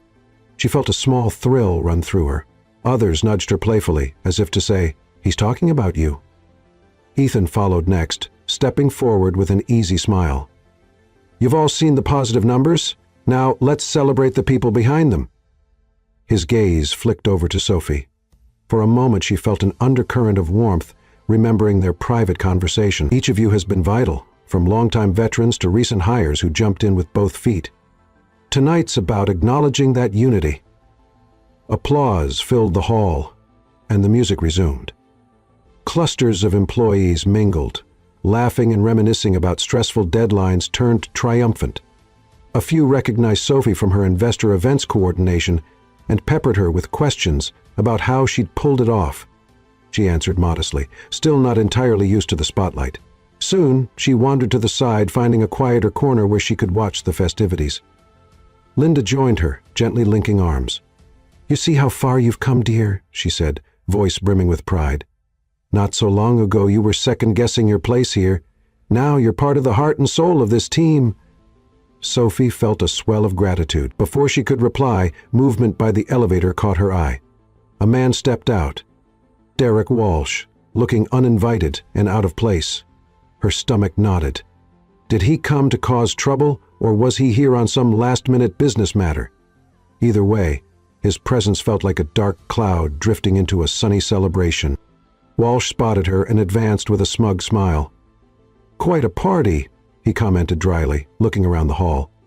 "But let's see if you're really as indispensable as everyone claims." Linda stiffened beside Sophie, eyes narrowing. "This is a private gathering," she said firmly. "If you need to speak with someone, it can wait until office hours." "Mr. Walsh," he ignored her, locking his gaze on Sophie. "I've been talking with your CFO about possible property ventures. Thought I'd drop by, see the faces behind the emails." Walsh leaned in slightly. You've come a long way from the timid clerk I knew. Still, I'm not convinced you can handle bigger responsibilities without—" Just then, Ethan approached, having noticed the tension. "Is there a problem here?" he asked, tone polite but laced with authority. Walsh's smirk barely wavered. "No problem. I was just reminding Miss Carter that big fish sometimes swallow the small ones in these ventures. Or maybe you'd prefer to keep her safe in a cozy corner of the company." Sophie's pulse pounded. She saw Ethan's jaw tighten, but he remained calm. "Sophie doesn't need my protection," he said coolly. "She's proven quite capable of handling her own. If you're questioning that, perhaps you haven't followed our recent successes." Walsh scoffed. "We'll see how capable she is when negotiations get tough." He cast Sophie one last disdainful glance before turning on his heel. As quickly as he'd appeared, he vanished back into the elevator. Silence hovered for a moment. Linda exhaled, tension melting from her frame. Ethan looked at Sophie, who met his gaze with a steady calm. The old version of her might have shrunk under Walsh's bullying. Now she felt something akin to triumph. Not a flashy victory, but the quiet confidence of knowing she was no longer the person he once tormented. "Are you all right?" Ethan asked softly. She nodded. "I am. It just reminds me, victory isn't about a single trophy or someone's approval. It's about realizing you can stand your ground against doubts, yours or someone else's." Ethan's eyes gleamed with respect. "Well said." They stepped away together, rejoining the festive crowd. Music swirled around them. Colleagues toasted each other with laughter and bright smiles. Sophie noticed how different the world looked now, how Walsh's negative presence barely made a dent in her sense of belonging. She understood that her real victory went beyond accolades and investor praise. It was the realization that no matter how others tried to measure her worth, she held the power to define it herself. On a sunny Saturday morning, Sophie found herself standing outside the old apartment building where she used to live. In her hand, she clutched a small box of homemade cookies meant for Ellen, her former neighbor, who once offered her friendly advice and a comforting meal. A swirl of nostalgia wove through her chest. She remembered the cramped stairwell, the flickering hallway light, and her own defeated footsteps as she came home from frustrating job hunts. Today, the building's tired facade didn't fill her with the same despair it once had. Instead, she saw it as a starting point, a place where she'd once felt stuck, yet now visited with renewed confidence. She climbed the worn stairs and knocked on Ellen's door. Moments later, a familiar, welcoming face peered out. "Sophie!" Ellen exclaimed, arms open for a hug. She was in her late 50s, wearing a floral apron and carrying the same warmth Sophie recalled. "Heard rumors you got yourself a big deal corporate job. Come in, tell me everything." Stepping into the small living room, Sophie felt memories flood back. The chipped coffee table, the crocheted blankets. She handed over the box of cookies, and Ellen set out 2 mugs for coffee. "I can't believe it's been so long since you visited. You used to drag yourself up those stairs, feeling hopeless." Sophie's gaze drifted to the window, where a faint view of the bustling Queen Street shimmered in the daylight. "I was hopeless," she admitted softly. "But things changed. I found a place where I could prove myself, and I did." Sipping their coffee, Sophie recapped her whirlwind journey. Stumbling into Ethan Brooks's office by mistake, landing an administrative role, facing suspicion from the CFO, and orchestrating major events that could have easily collapsed but didn't. She glossed over the complexities of her growing bond with Ethan, but her tone revealed pride and, underneath it all, a new sense of joy. Ellen's eyes glistened.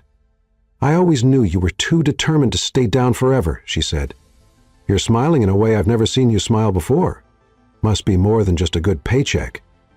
A subtle flush crept into Sophie's cheeks. She thought of Ethan, their private talks, the gentle admissions of feeling something deeper than mere professional respect.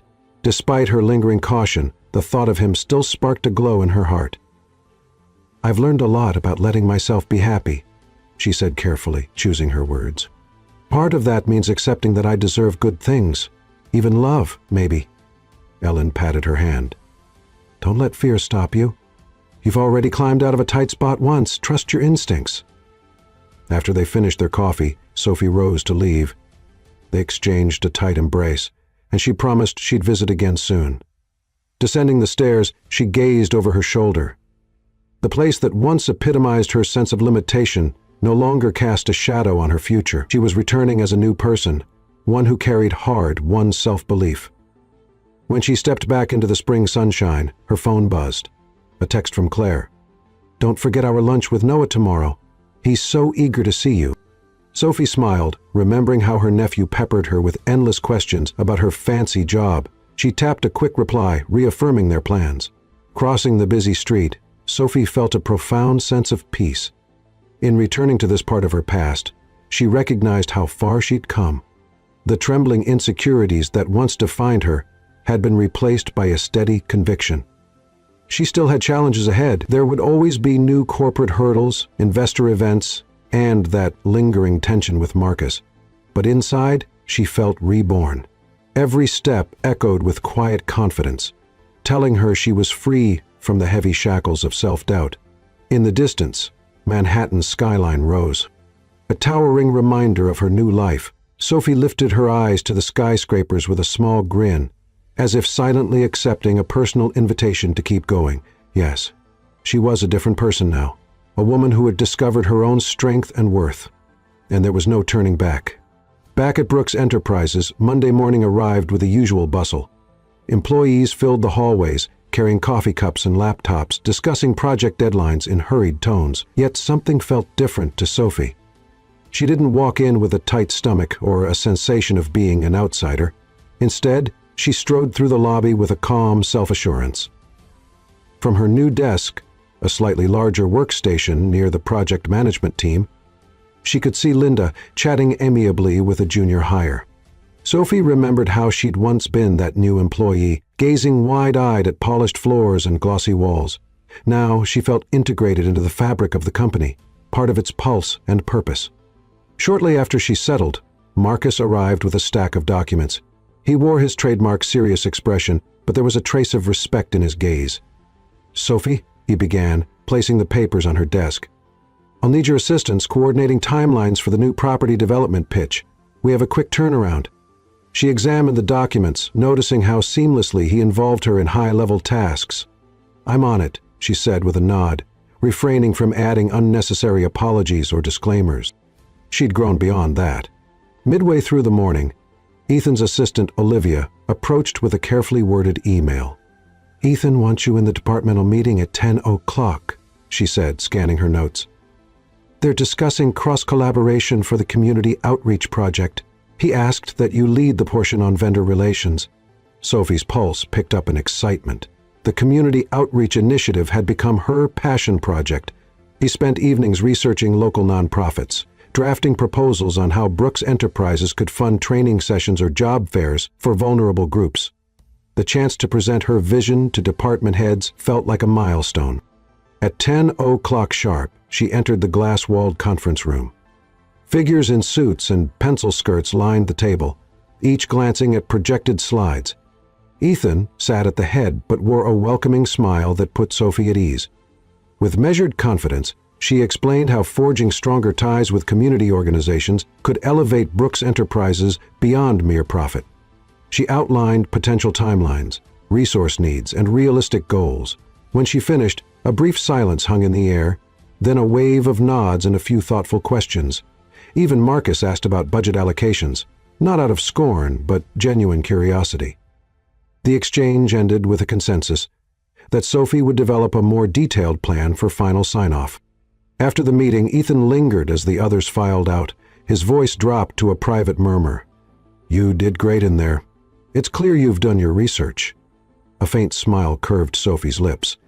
"I care about it. It's not just an assignment. It feels like something that matters." His eyes lit with admiration. "You're making a difference here, Sophie, in ways you probably don't fully see yet. Keep going." She felt a wave of warmth at his encouragement.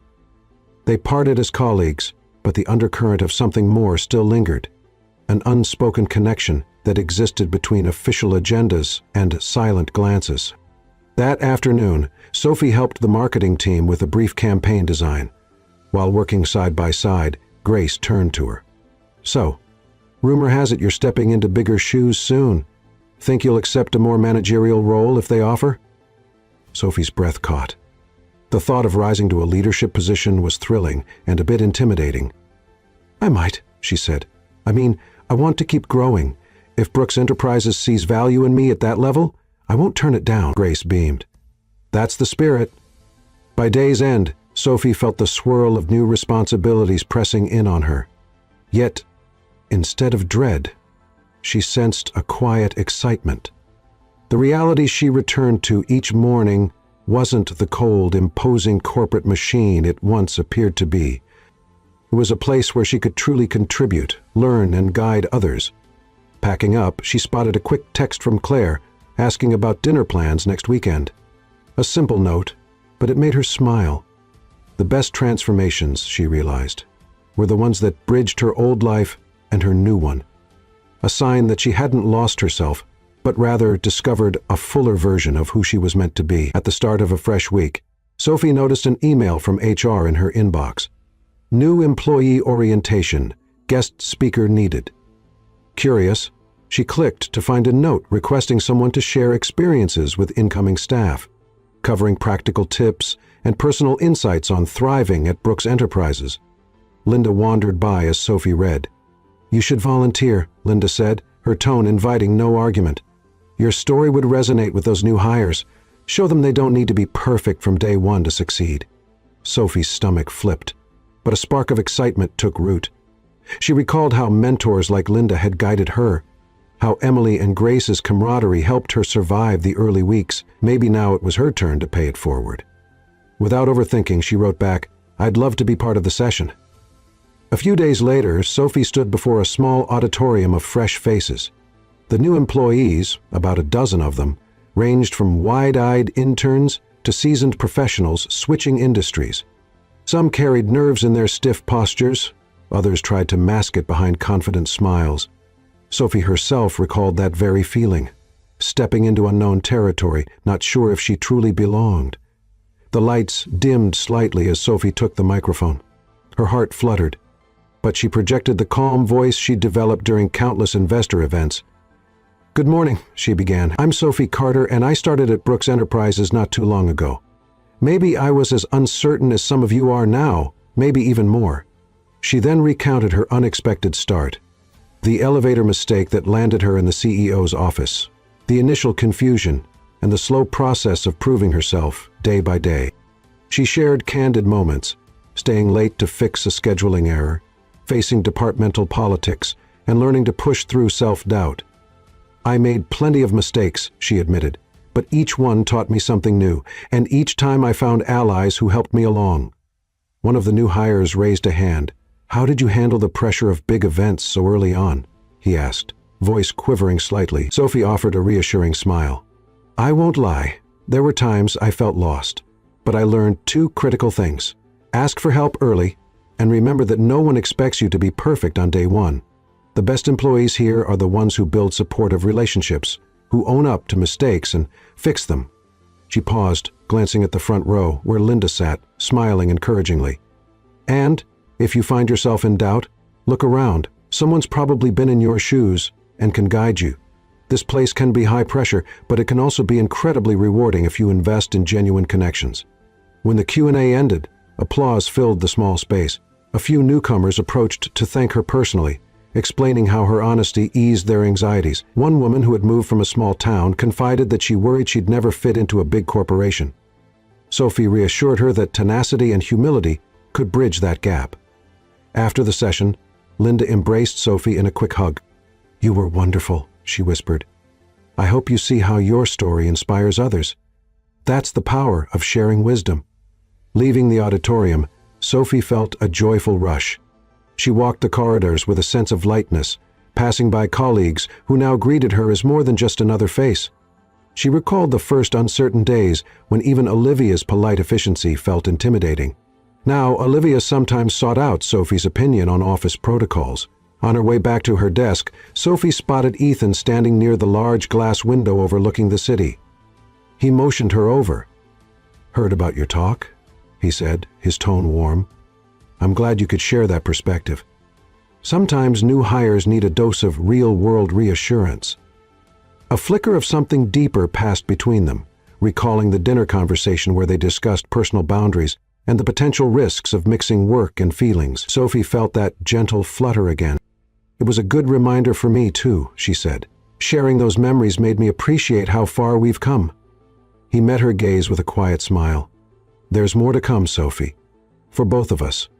She swallowed, a tender ache stirring inside, though neither spoke openly of romance. The possibility glimmered in every unspoken pause. With a soft nod, she headed back to her desk, heart uplifted by the knowledge that her journey could light the path for others. Indeed, the best part of wisdom, she realized, wasn't hoarding it, but handing it on to those who needed it most. The afternoon sun cast a warm glow on the floor-to-ceiling windows of Ethan's penthouse, where he had invited Sophie for a private dinner. Weeks had passed since their tentative conversation about navigating personal feelings amid corporate life. They'd kept things professional in the office, but behind that, a growing closeness took root through casual texts, small gestures, and unspoken understanding. Tonight, Sophie arrived feeling both excited and anxious. She wore a simple yet elegant black dress, reminding herself to breathe normally. The private elevator whooshed open to reveal a sleek living room with minimalist decor, a far cry from her old queen's apartment. Ethan greeted her with a fond smile, offering a gentle hug that hinted at how the evening might unfold. Over a candle-lit table set with polished silverware, they exchanged polite updates about work. Ethan mentioned upcoming negotiations, and Sophie described progress on the community outreach project. But as dinner went on, their conversation veered into more intimate territory. Favorite childhood memories, personal ambitions beyond the company walls, what home meant to each of them. At one point, Ethan set his glass down and leaned forward, sincerity shining in his eyes. "You know," he began, voice hushed, "I never thought I'd say this, but hiring you, accidentally or not, was one of the best decisions this company has ever made. And not just because of your work ethic." Sophie's cheeks warmed. "Sometimes I still can't believe how it all started. Me stumbling into your office, babbling about a receptionist interview." He chuckled softly. "Fate takes odd turns. But let's be real. We both did the work to make it more than a fluke. And now, here we are, about to—" He paused, searching her eyes. "I'd like to build something real with you, Sophie. If you feel the same." Her heart pounded. She thought of every trial she'd faced. The rejections before Brooks Enterprises, the humiliation under Wash's rule, the initial clash with Marcus, and the nights she stayed awake questioning whether she had any future here. All of it had led to this moment, the possibility of love with a man who saw her worth without diminishing her independence. "I want that too," she whispered, a lump in her throat. "I've been afraid to jeopardize everything I've worked for, or to face other people's judgments, but I don't want fear to hold me back. Not anymore." His eyes flickered with relief and emotion. Without another word, he reached across the table, fingers interlacing with hers. They stayed like that for a moment, letting the quiet hush of the penthouse envelop them. After dinner, they moved to a cozy corner of the living area, sipping tea and sharing stories about the strangest meetings they'd endured at work. Laughter eased whatever nervous tension remained. With every shared memory, they deepened their bond, a far cry from the boundaries that had once separated CEO and new hire. Eventually, Sophie rose to gaze at the sweeping Manhattan skyline through the massive windows. Ethan joined her, slipping an arm gently around her waist. She thought of the wrong door she had pressed in the elevator all those months ago, the chance twist that had brought her to Ethan's domain. Standing here now, with the city lights shimmering below, she felt the magnitude of how life could change through a single bold step. Her phone buzzed quietly, a text from Claire reading, "Hope it's going well. You deserve happiness." Sophie smiled, tucking the phone away. Yes, she did deserve it, and so did Ethan. They both had worn masks in different ways. He, the guarded CEO, burdened by corporate responsibilities. She, the unsure newcomer, shackled by old insecurities. But together, they'd found a space for honesty, growth, and genuine connection. Outside, the lights of New York pulsed like a living canvas. Ethan's voice brushed her ear. "Stay a while." Turning in his arms, Sophie nodded, eyes brimming with emotion. She recalled the vow she'd made on her first day, to be true to herself, to work hard, and to remain open to new paths. The final piece of that vow now came into focus. A promise to allow herself to love and be loved. And so, in the hush of that penthouse, high above the city streets, they sealed the journey that began with one misread elevator button. Sophie Carter, once just a hopeful soul seeking a receptionist job, now stood beside Ethan Brooks, the CEO whose heart she'd unexpectedly touched. Together, they looked beyond that wrong door and into a future shaped by faith, courage, and a love they dared to let grow.